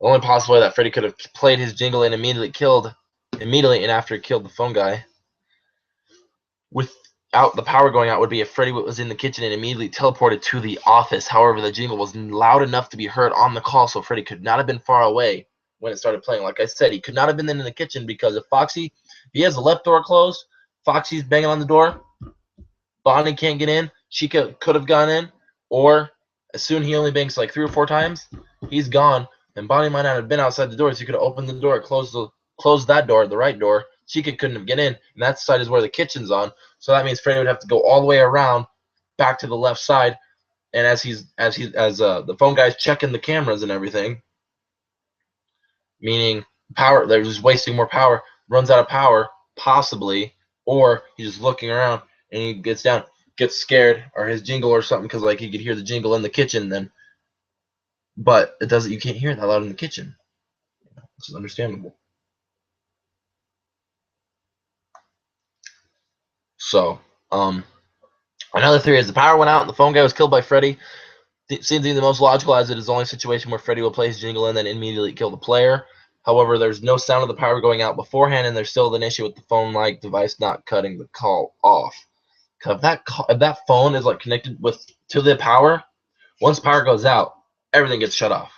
Everything gets shut off. The cameras, the phones, the lights, everything gets shut off for power. The only way to turn it back on is if you hit that switch to go turn on the power. Another one is Foxy got into the room and killed the phone guy. For this to happen, the phone guy would have had to open the door right after Foxy left, and Foxy could have quickly ran back in and killed him. However, this situation normally only occurs when Foxy's AI level is very high, which is usually only possible on the custom night. The power could also have gone out, and Foxy could have gotten inside as he was at the door. However, Foxy leaves the door immediately after arriving and wouldn't be there if the power went out a few seconds later. Also, Freddy is the only animatronic that attacks when the power goes out. Finally, Freddy's jingle playing right before his screech makes it seem like Foxy had no real responsibility in killing him, as the two cannot attack at the same time. Another one is Chica snuck into the room and killed him. It is possible while the phone guy had the door shut from Foxy attacking, he was looking at the monitor at the kitchen. If Freddy was there at this moment, his jingle would have been playing, which would have been loud enough to get caught as well. During this time, Chica would have made it inside the office where she played her groaning sound. The phone guy could have noticed his and immediately dropped his monitor, which would have killed him. Which is kind of like what I said, because that means he would have to have that door shut, Foxy banging on it. Bonnie could be outside there too with Foxy. She could have to come in. He'd have to look at the kitchen monitor and listen to Freddy's jingle, and then him getting killed because you hear Chica's growling, and then you're fucked. Excuse my language again. I don't mean to swear. And then, I mean, if one assumes that the phone guy was not operating by in-game mechanics, the most plausible theory is simply that all animatronics attacked him at the same time. This theory is plausible because you hear vocal cues from all animatronics before phone guy dies. Foxy banging on the door, Freddy's song, and Bonnie and Chica's groaning. Is the thing that it was. Since the only source of evidence showing the phone guy's death is a non-visual phone call, there's really no way to confirm what exactly happened to him before he died. His death will be surrounded in pure speculation until Scott decides to shed more light on it. I mean, Scott's gotta. And another theory is Foxy caused Bite 87, which I've been talking about this for almost the whole thing. Kind of. I do not believe Foxy did the Bite 87. I simply cannot believe that. I cannot physically believe Foxy did it. Just because he's out of order and his jaws loose does not mean he did the Bite 87. No. You can cross that out of your minds. Get a big old X through it. You know, that's a big no-no.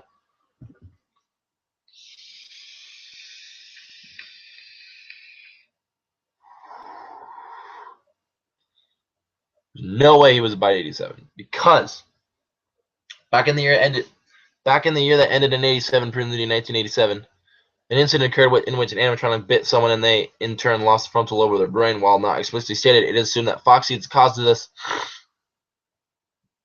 The reason for this assumption is Foxy being a decommissioned animatronic.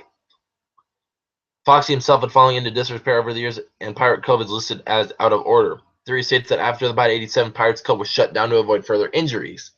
Other evidence includes Foxy damaged jaw, which always seems to hang open, which could most likely be damaged from someone attempting to pry him off or of whoever he bit. But another one is, where's the phone guy's body? There's some debate as to what happened to the phone guy's body after he was attacked. While it's entirely impossible his body is nowhere in the pizzeria anymore, there are two leading theories as to what happened to it.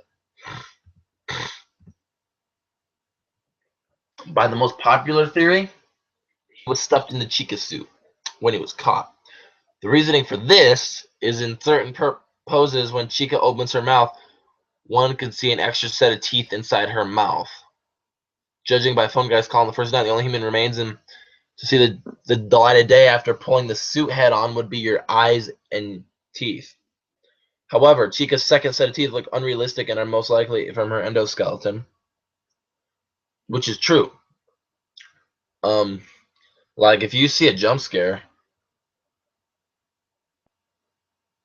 I will look up a picture.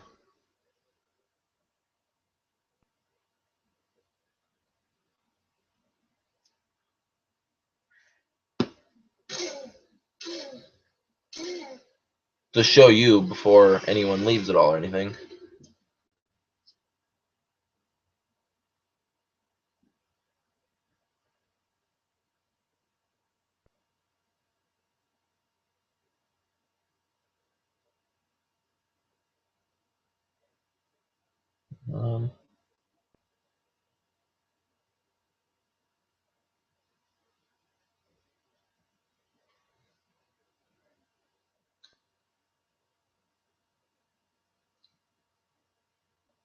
Well,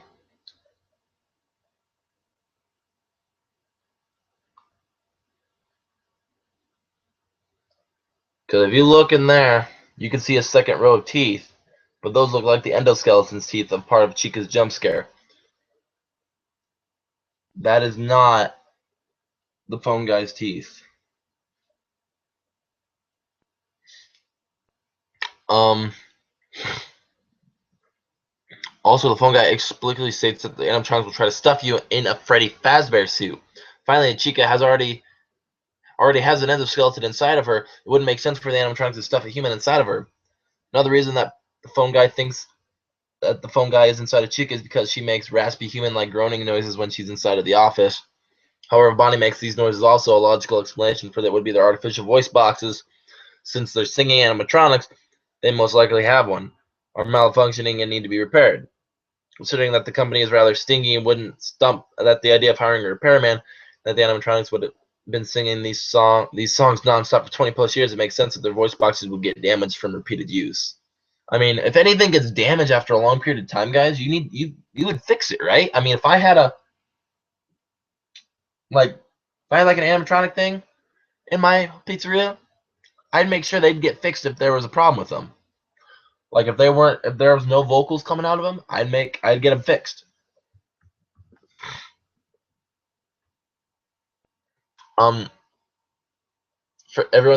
People think that he might be stuffed in Golden Freddy suit. Another popular theory is that the phone guy was stuffed into this Golden Freddy suit. This seems plausible, as when Golden Freddy appears in the office, he takes the position of a slumped over corpse. Adding to it, an endoskeleton cannot be seen inside Golden Freddy, especially since he has no eyes. Also lines up with the fact that Golden Freddy is a Freddy Fazbear suit, making it like a very likely candidate to be stuffed with a security guard.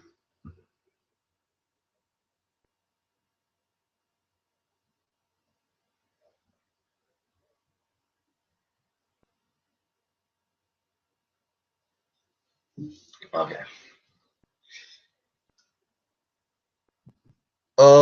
Sorry guys, stretching. So just taking a big old stretch here.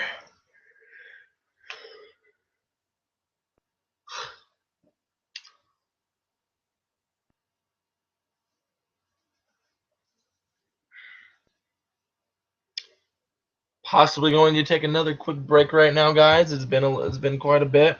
I'm mouth's still getting dry. I need to go get some more water.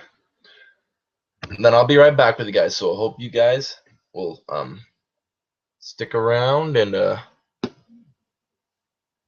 just play some of the music as I'm going to do what I gotta do. So stick around, guys.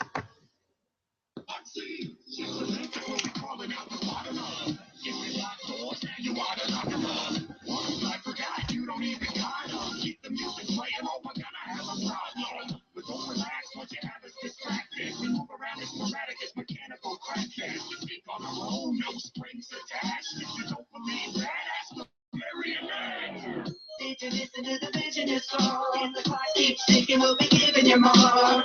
Do you remember the original four? Take a look at us now, cause our condition is poor. We were at 30K in this dark troubled place. Too late to run away, just don't run out of bubble lanes. I come to life, you got no place to hide. Keep an eye on the time and the line by your side. You can try if you like to survive. 5 more nights, stick around, don't be shy. Just don't listen to the phone guy. Hello? Wow, you made it this far. Honestly, didn't think you'd really ever get far. Don't worry, you've got nothing to fear. This is just the beginning of a thrilling career. Now, the animatronics are known to bug out. Isn't that enough reason to get the f*** out? Listen up, guys, this gig ain't for me. But we're having such fun, and we hate you to leave.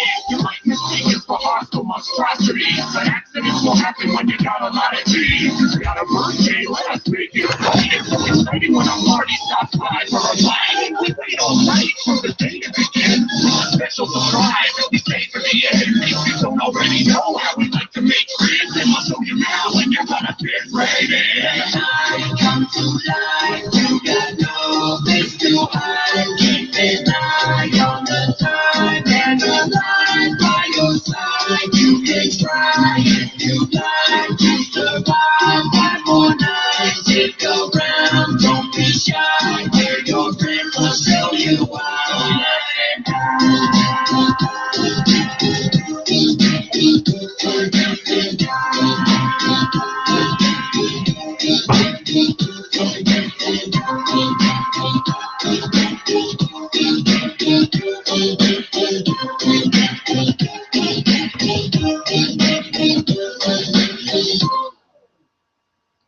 I'm back, guys, and got my bowl of peanuts here for my snack.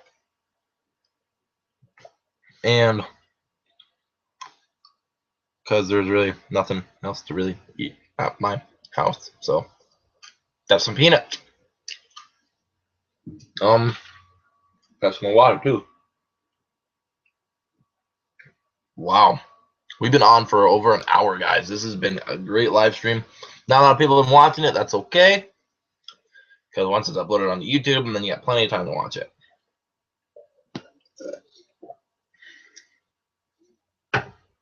So for the viewer that stuck around for the most, thank you so much.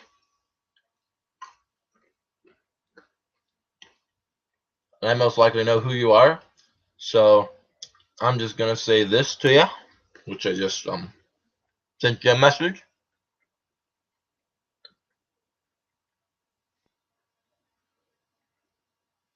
And I mean, we've had people kind of come in and out of it.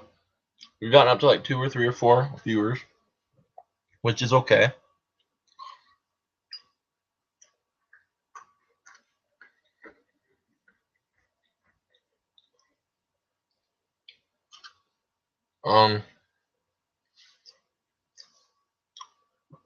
The only thing is, here's part of another theory. Golden Freddy's a hallucination. The serious animatronic that has a special way of appearing, like I said, looking at Cam 2B, it's possible for the poster to change to one of the Golden Freddy. Upon lowering your monitor, Golden Freddy is sitting in the office in front of the player. This occurs even if both doors are shut, which leads people to believe that he might be a hallucination is due to the fact that Mike Schmidt has hallucinations on occasion already. Looking at Golden Freddy's poster and looking at the office might cause the image of Golden Freddy sticking in his head and cause him to think an animatronic has entered. Along with this, when looking at Golden Freddy, hallucinations increase, and finally when Golden Freddy attacks, the jump scare doesn't look like him attacking, but more like one of the hallucinations when they flash on the screen.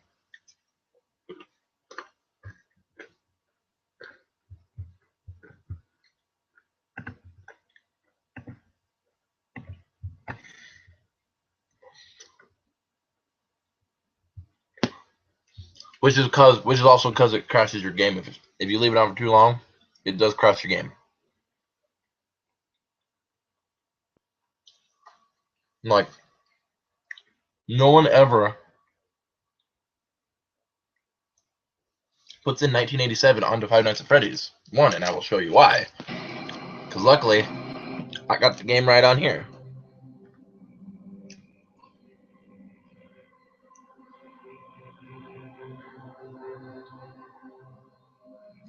See, put 1987 on, click the ready, crashes the game. Can you explain that? Because Scott just was tired of people doing it, trying to find another possible ending.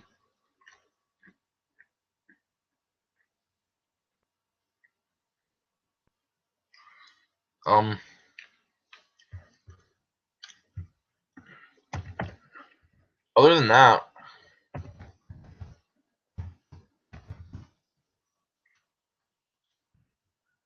a lot of people have been trying to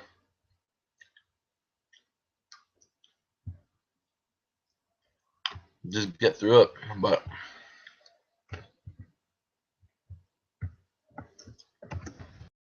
type something in here real quick. We'll get back to our little thing going on here.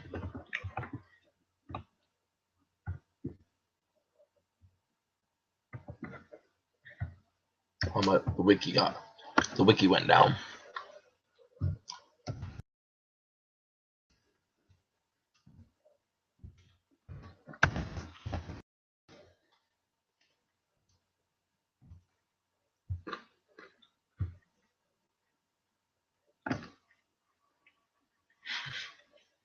That's good.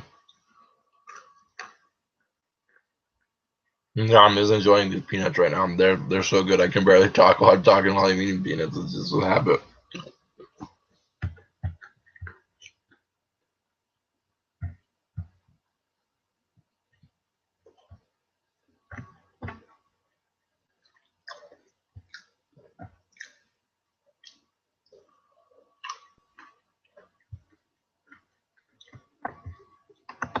But anyway.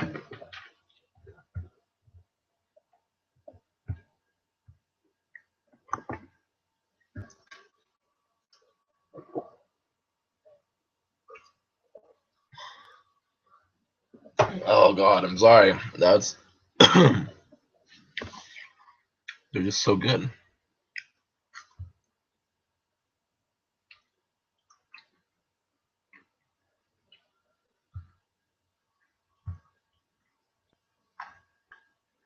So we're on the second game. That's what we're on.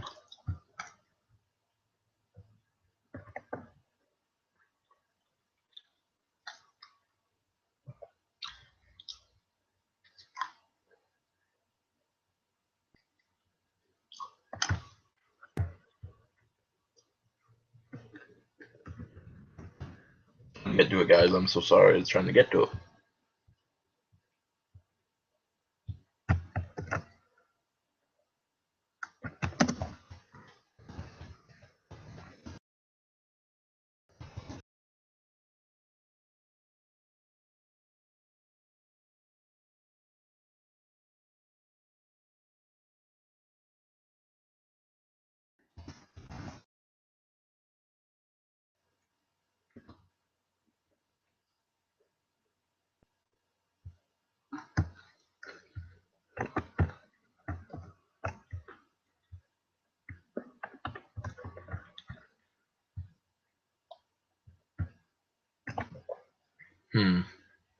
Ah, we'll put those away for now. After I take a little bit more, settle my hunger.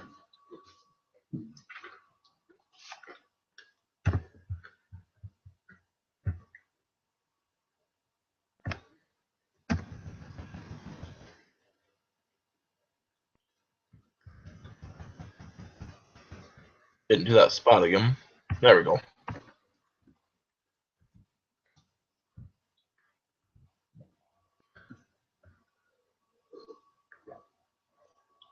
Okay.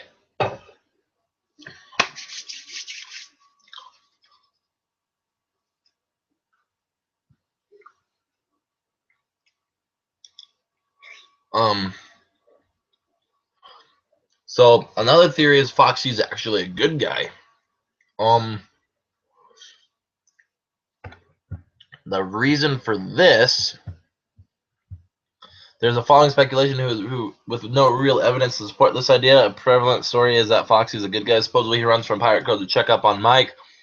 However, when he went to the office, his scream due to the malfunctioning voice box causes a heart attack and kills Mike. This is very unlikely considering Mike is still stuffed into the suit just as violently as the other animatronics catch him. The scream can also be debunked since all four animatronics make the same scream when attacking. If Foxy were to make this noise because his voice box is malfunctioning, the rest of the animatronics would have malfunctioning boxes as well. This is disproved due to Freddy's laugh that occurs as he moves, showing his voice box works just fine. The likely source of this theory is due to popularity of Foxy among the fan base, with fans attempting to make Foxy not seem as malicious as he is presented.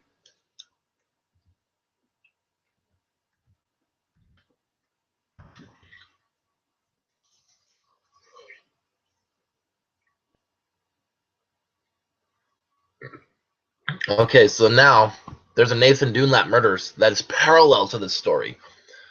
So on October 23rd, 2014, a YouTube channel called The Game Theorist, which I talked about, Matthew Patrick, he posted a video and a compelling theory about Five Nights at Freddy's. In the video, narrator Matt Pat described how the game parallels to the murders committed by one Nathan Dunlap in a Chuck E. Cheese on December 14th, 1993 in Aurora, Colorado. The gist of the story is as follows. Dunlap was fired from the restaurant 5 months prior due to the disagreement on his hours. On the night of the attack, he hid in the restrooms until the restaurants were emptied out, save for 4 employees. Colleen O'Connor, Benjamin Grant, Sylvia Conwell, and Bobby Stevens, and night manager Marge Kohlberg. When executing his attack, Dunlap used a small caliber handgun to kill O'Connor, Grant, and Crowell, all of whom were clearing the dining/game area. He then proceeded to the kitchen where he shot Stevens in the jaw. However, unknown to Dunlap, Stevens was still alive and simply played dead in hopes that Dunlap would not finish the job. Dunlap left the kitchen and entered the back office where Kohlberg was. After having her open the safe, Dunlap shot her as well, raided the safe, and left. Dunlap was caught within hours and was convicted using security footage and testimony from Stevens. There are other parallels that run between the story and game. This may be coincidental, but there are a fair many. It's pretty intense. Something like that to happen. Wow. You know, like, it's really shocking that something like this could happen to people like that. You know, it's a tragedy.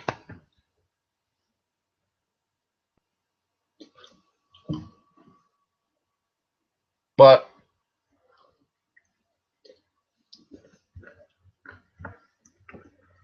we're not really here to talk about tragedy. We're here to talk about a story and lore.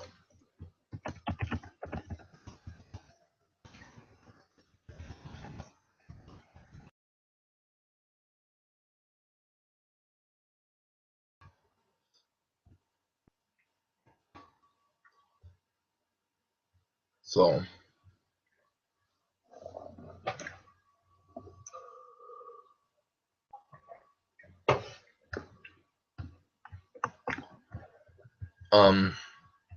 moving on.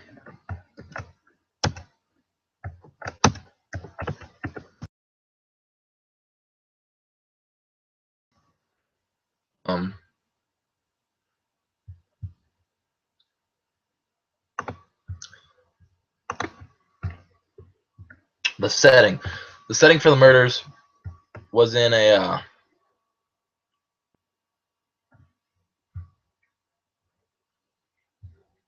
Chuck E. Cheese in December of 1993. Freddy Fazbear's Pizza is very clearly an establishment similar in theme to Chuck E. Cheese. As far as the year goes, the setting for the game is most likely between 91 and 96, which easily encompasses 93. More interesting is the parallels between the victims and animatronics themselves. When considering the supply closet, it's a rather odd room in that seems fairly pointless. In a small room that only Bonnie can enter and has nothing to do, or it has nothing inside other than the floor cleaning material. This is linked to Benjamin Grant, who was vacuuming the floors when he was murdered. Sylvia Crowell was the closest victim to the bathroom and was cleaning the salad bar when attacked. This links Chica's "Let's Eat" motto and her path by the restrooms to Crowell.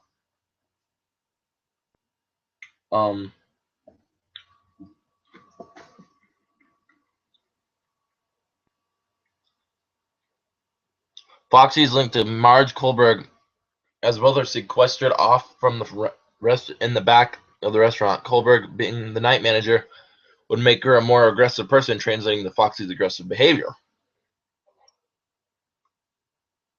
The only victim to have a strong correlation is Colleen O'Connor, who would have tied to Freddy. However, after passing through the dining area, Freddy hides in the women's restroom.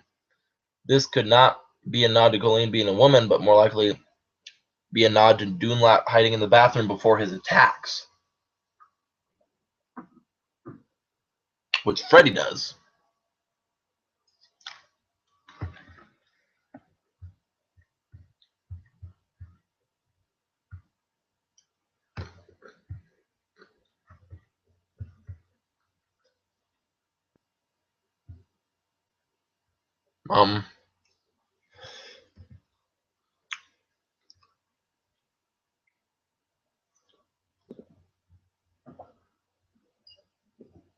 And then I'm looking here.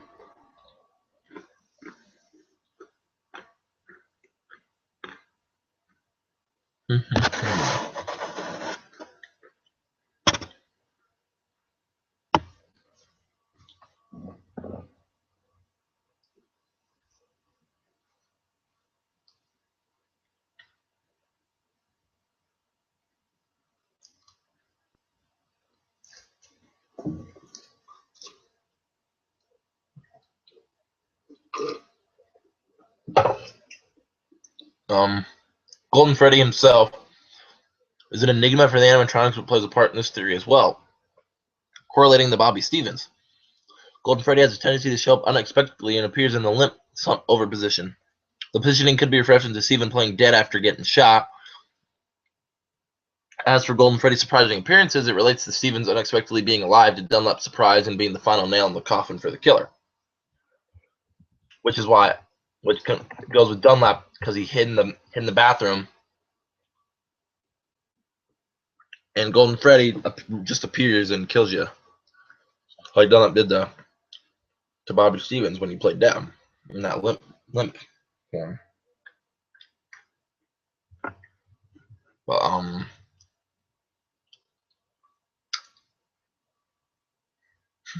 sorry. Anyway.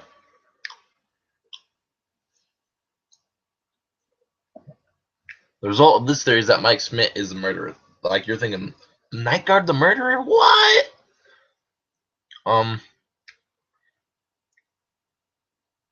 It goes one step further by claiming that Mike Schmidt is actually a death row inmate, and Five Nights at Freddy's plays out of his nightmares.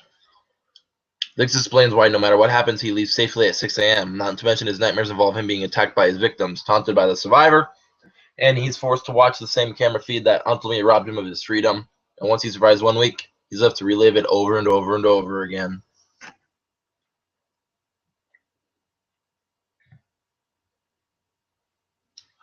Fortunately, these rumors are fan-made rumors that have not the ones that I'm about to talk about, not the ones I just talked about.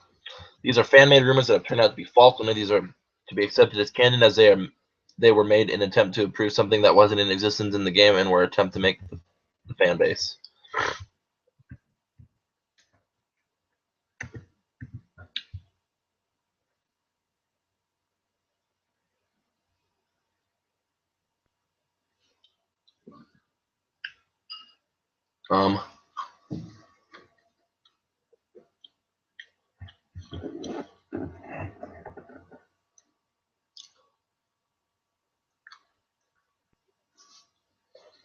Biggest rumor, obviously, was 1987.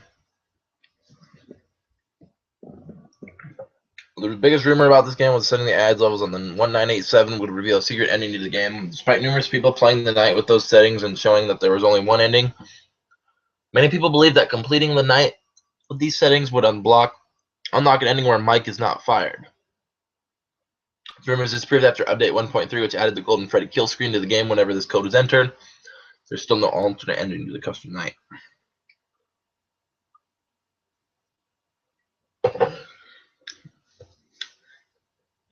(0666) or 46 mode on custom night.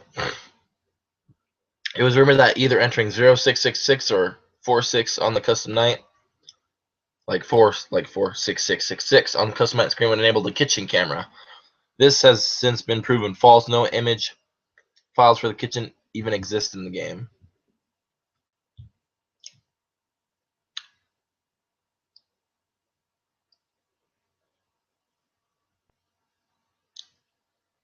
Sparky the Dog. Sparky the Dog was a fan-made animatronic that was stated to appear on the backstage camera. He was created by Tumblr using users Kodiak Bear and Neujin. He was described as a dog-like animatronic with a missing arm. Some claim he was a non-violent and would not attack the player, only occasionally appearing in the doorway to backstage. He is a completely fan-made and is not in the game, as no files for him exist. The only image of him is photoshopped image released by his creator. The image also claimed that Sparky is fake in this post.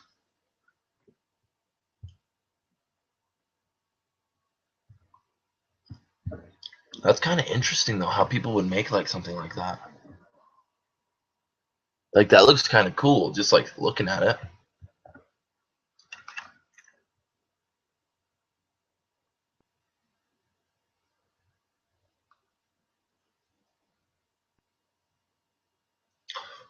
I mean, that's very impressive.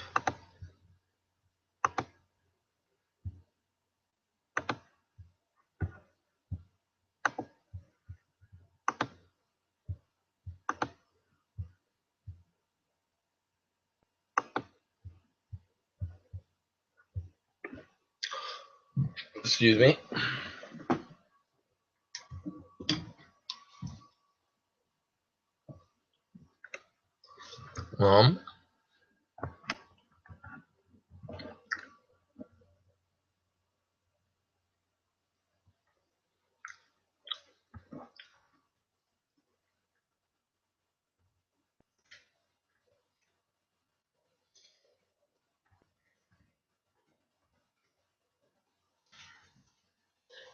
Pirated torrent death.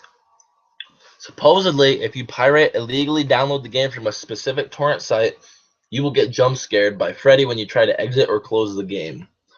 This was claimed to be a trick by the developer to punish those who didn't pay for the full version of the game.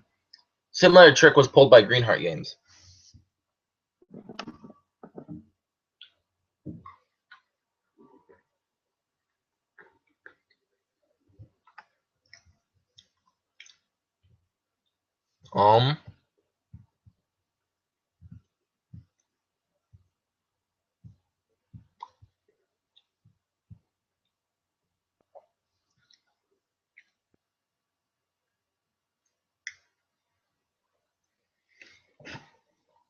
Another one is the cupcake is a camera.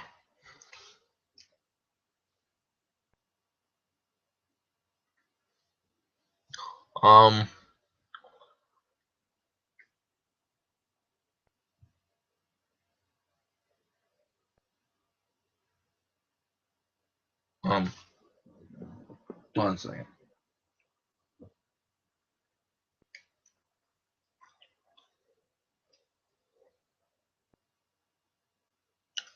I don't know why I'm telling you guys eating nuts. I don't know. Almost finished with these nuts.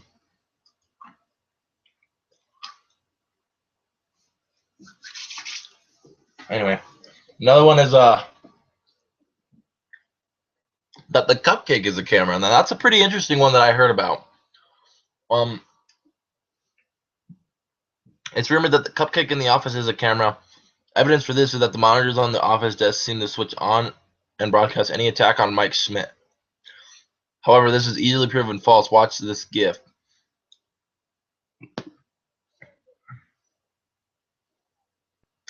The monitor clearly shows something from inside the room. If you look, each monitor shows a different angle. If the cupcake really were a camera, they would show the same angle, but they don't. In fact, they show angles impossible for the cupcake to see from its position facing forward on the other side of the room from Foxy. This suggests that the monitors simply reflect the attack rather than display it. However, why don't they reflect anything until the attack happens is unknown.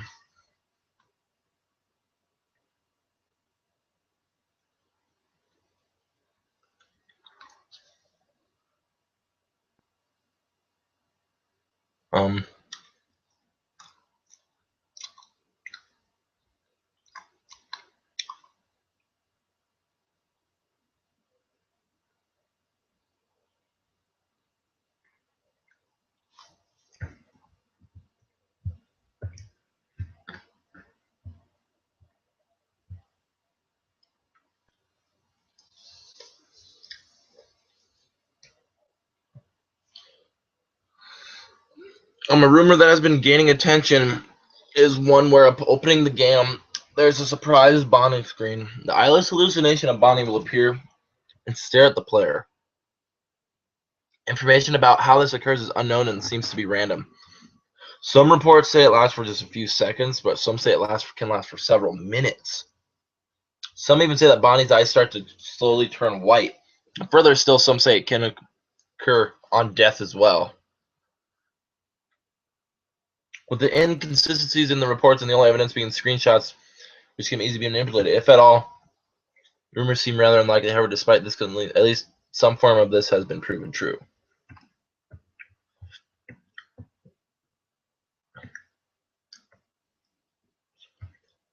So that's the second game, guys. The second game was pretty interesting.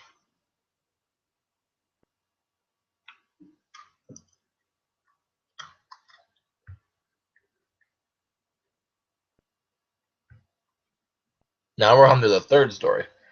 So I'm gonna take a quick little break. Get everything loaded up. So you guys just stick around. I'll be right back with you guys. Stick around.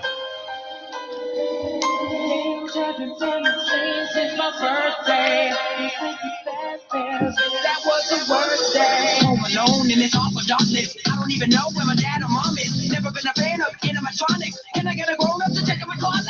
Just heard a noise, I don't know where it went. To the right or the left. a joke, and it's all in my head. But what if I'm in hell and I'm already dead? Calm down, take it slow. Check the halls, listen close. Shut that door, better keep it closed. What's behind it? I don't wanna know. Fast pizza, thought it was on. Freddy and his friends are far from done. Did you hear that? Now here's the outcome. 5 long nights and I'm only on one. Welcome home, girls and boys. Time to play with brand new toys. Nice guys look inside your mind. Now no faces straight to hide. I know where to run, so why not join the fun? At night we come to life. Come closer, we are mine. I don't believe that for 1 second. Gonna keep my distance and I'll be pleasant. If you wanna be my friend, then prove it. I got a flashlight and I know how to use it. That's right, step back from me. I'll snap at you if you snap at me, and then I'll flash you when you try attacking me. I hope that I don't run out of batteries. Oh my God, I'm on my own, left alone, and I'm not that old. Wish there was a lock on the door. Where am I now? This is not my home. Oddly enough, feels like I'm not alone. Well, sorry guys, but you got to go. My mom and dad are not comfortable with robots watching me when I'm all alone. Welcome home, girls and boys. Time to play with brand new toys. Nightmares look inside your mind. Now no faces seem to hide. I know where to run, so why not join the fun? At night we come to life. Come closer, we are mine. Things haven't been the same since my birthday. We went to Fazbear's, that was the worst day. So you know now, somebody help me. Cause when I open up my eyes, they surround me.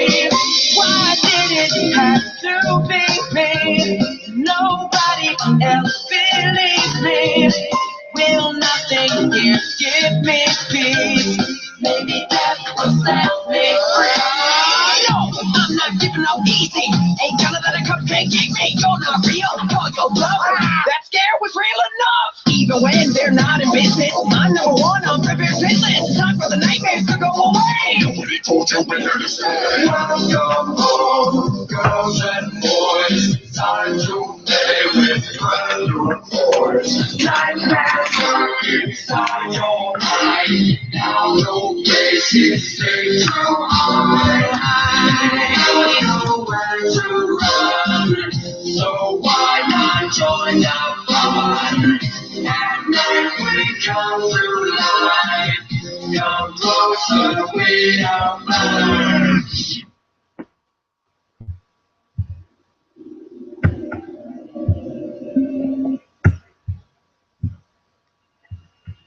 Alrighty, guys, I am back. Thank you so much for waiting. So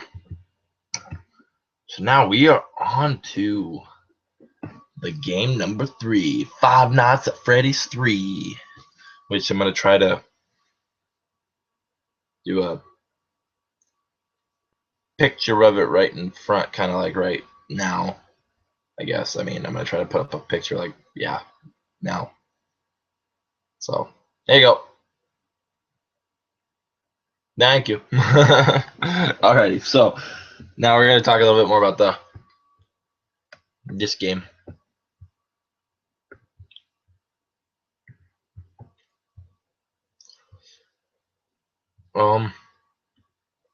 Now this game takes place 30 years after Freddy Fazbear Pizza closed its doors.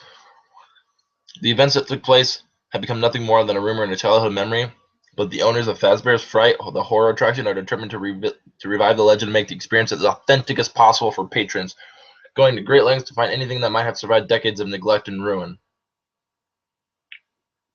At first, there were only empty shells, a hand, a hook, and an old paper plate doll, but then a remarkable discovery was made. The attraction now has one animatronic.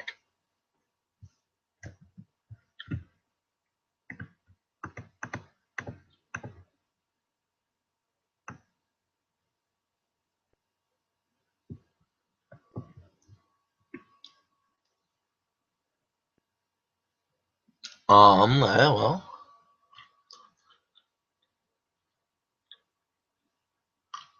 let's begin. So there's a bad ending. There's a bad ending, a neutral ending, and a good ending. Or just like the end.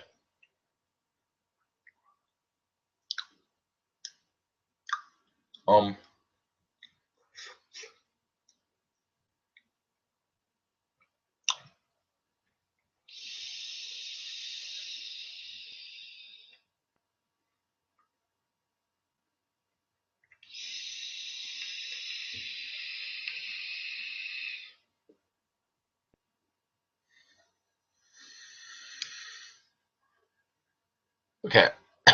So bad ending is completing the game normally without taking the extra steps in the mini games to ensure the cake endings will result in the bad ending. The Night 5 minigame will always progress the same, controlling a dead child. The player navigates through the pizzeria until reaching the hidden door where the purple guy finds himself cornered by the ghosts of the 5 kids. After watching a short scene where the purple guy finally meets his end inside the Springtrap suit, the screen fades to black and the player is presented with the image of 5 broken animatronic heads, each with a light shining through one eye. Above the heads is faded text reading "Bad Ending." Heads on the screen are from right to left: Freddy, Foxy, Chica, and Bonnie, with an unknown character in the background, possibly Golden Freddy. That is unconfirmed.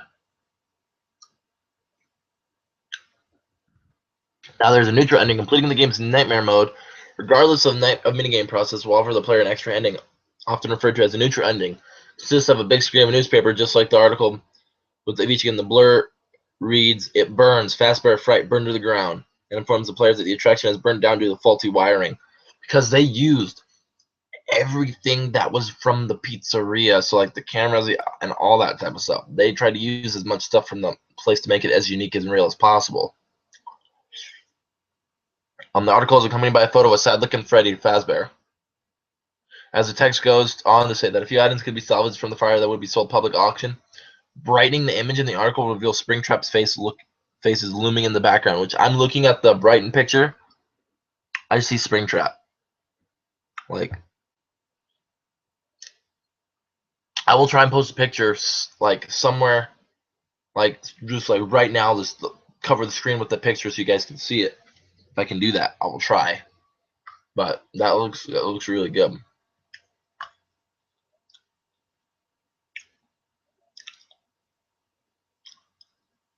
Yep, I can see Springtrap perfectly.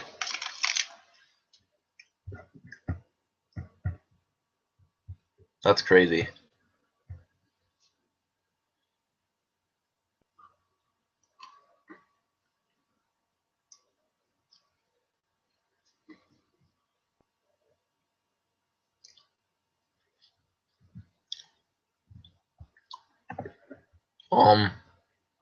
Moving on.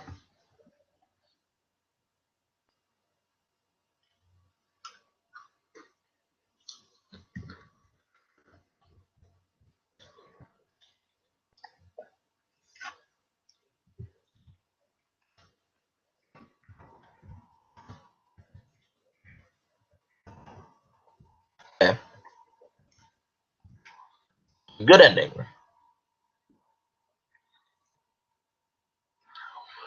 Completing the game with all minigame cake endings achieved will reward the player with the game's good ending. The final night minigame, as well as the cutscene that follows, will be the same as before, with the children's ghost closing in on the purple guy till he is crushed inside by the Springtrap suit. After the big screen fades to black, the player will be presented with another version of the bad ending screen. Same broken animatronic heads laid on the ground, except now the lights in their eyes are extinguished, and the 5th head is nowhere to be seen. Above the heads is a gray text, "The End," in lowercase letters. Brightening the screen offers no clarity as to whereabouts of the 5th head, and it can be assumed to be missing entirely from the image.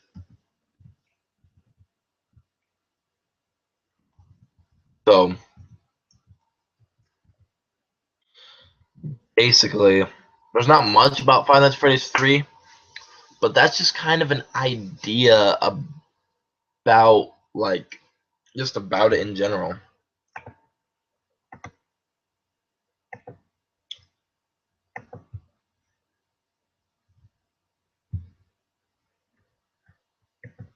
So I guess now we're going to move on to the next game, the final game, to end the live stream, which is going to be none other than Five Nights at Freddy's 4.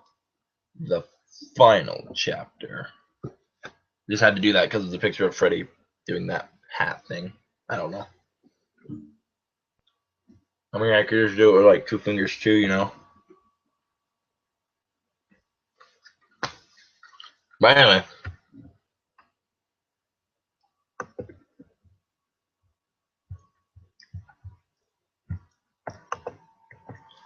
Oh, Jesus.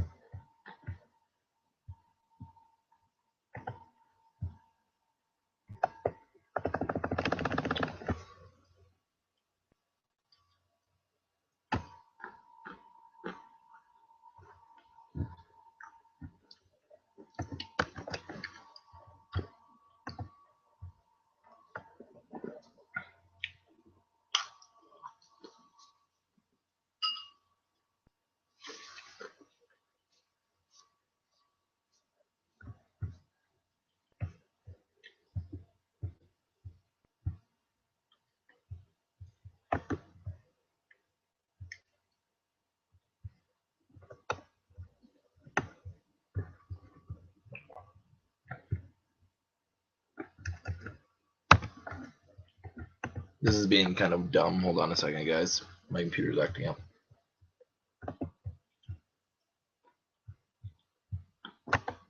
There we go. Okay. So, sorry about that.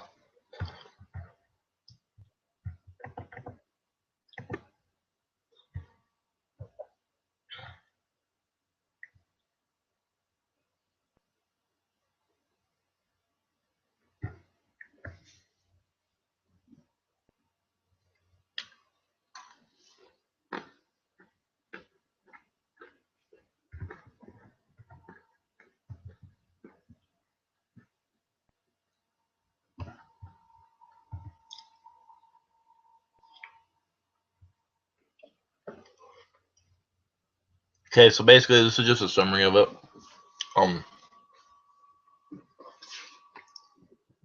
This time the terror has followed you home. In the last chapter of Five Nights at Freddy's original story, you must once again defend yourself against Freddy, Fazbear, Chica, Bonnie, Foxy, and even worse things that lurk in the shadows. Playing as a child whose role is still yet unknown, you must safeguard yourself to 6 a.m. by watching the doors as well as warding off unwanted creatures that may venture into your closet or onto the bed behind you. You all have only a flashlight to protect yourself. It will scare away things that may be creeping at the far end of the hallways. But be careful and listen. If something crept too close, then shining lights in its eyes will be your end. That's why it says in the game, if you hear breathing, hold the door shut. I mean, duh.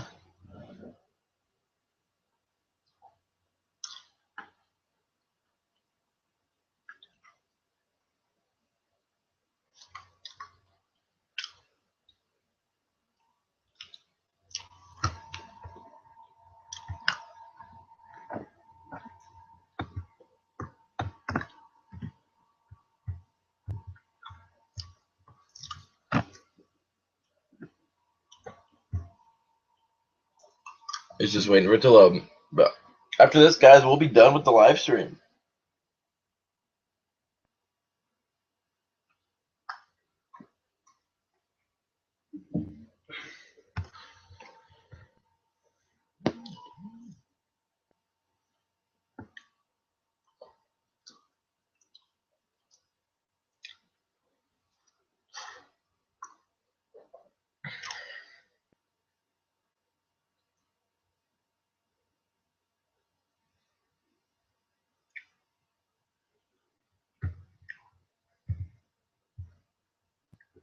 Trying to get this to scroll down. There we go.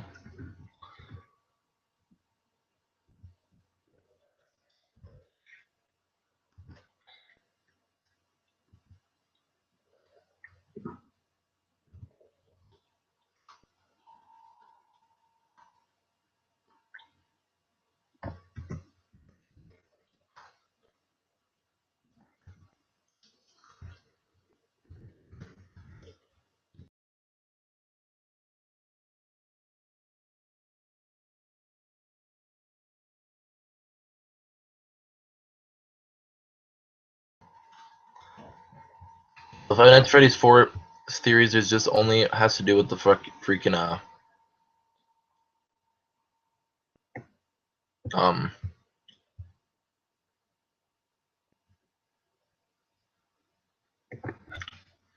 yeah. Five Nights at Freddy's 3 and 2, it's stupid.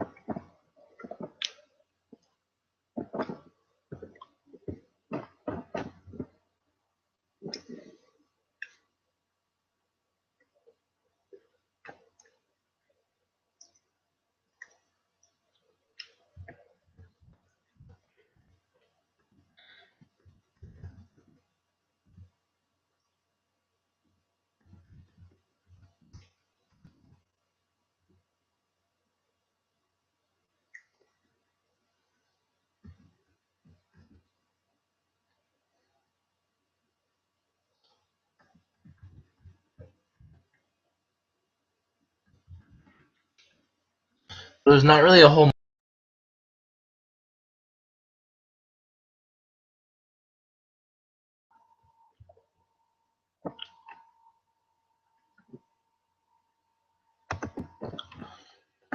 Excuse me. I will say, the thing I think this happened is 6th child from the Bite 87 victim is the puppet. That's what I think.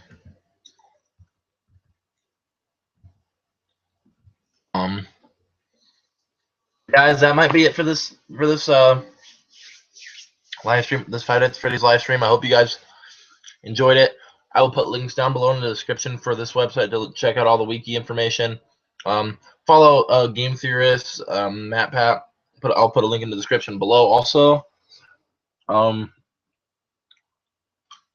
thank you guys for people who watched. Thank you so much for watching. I really do appreciate it. More live streams will be coming soon. More Five Nights at Freddy's videos will be coming soon as well. So, because you know what happens if he catches you. I'm just kidding, guys. But in all honesty, thanks so much for coming. And I will see you in the next video. See you later, guys.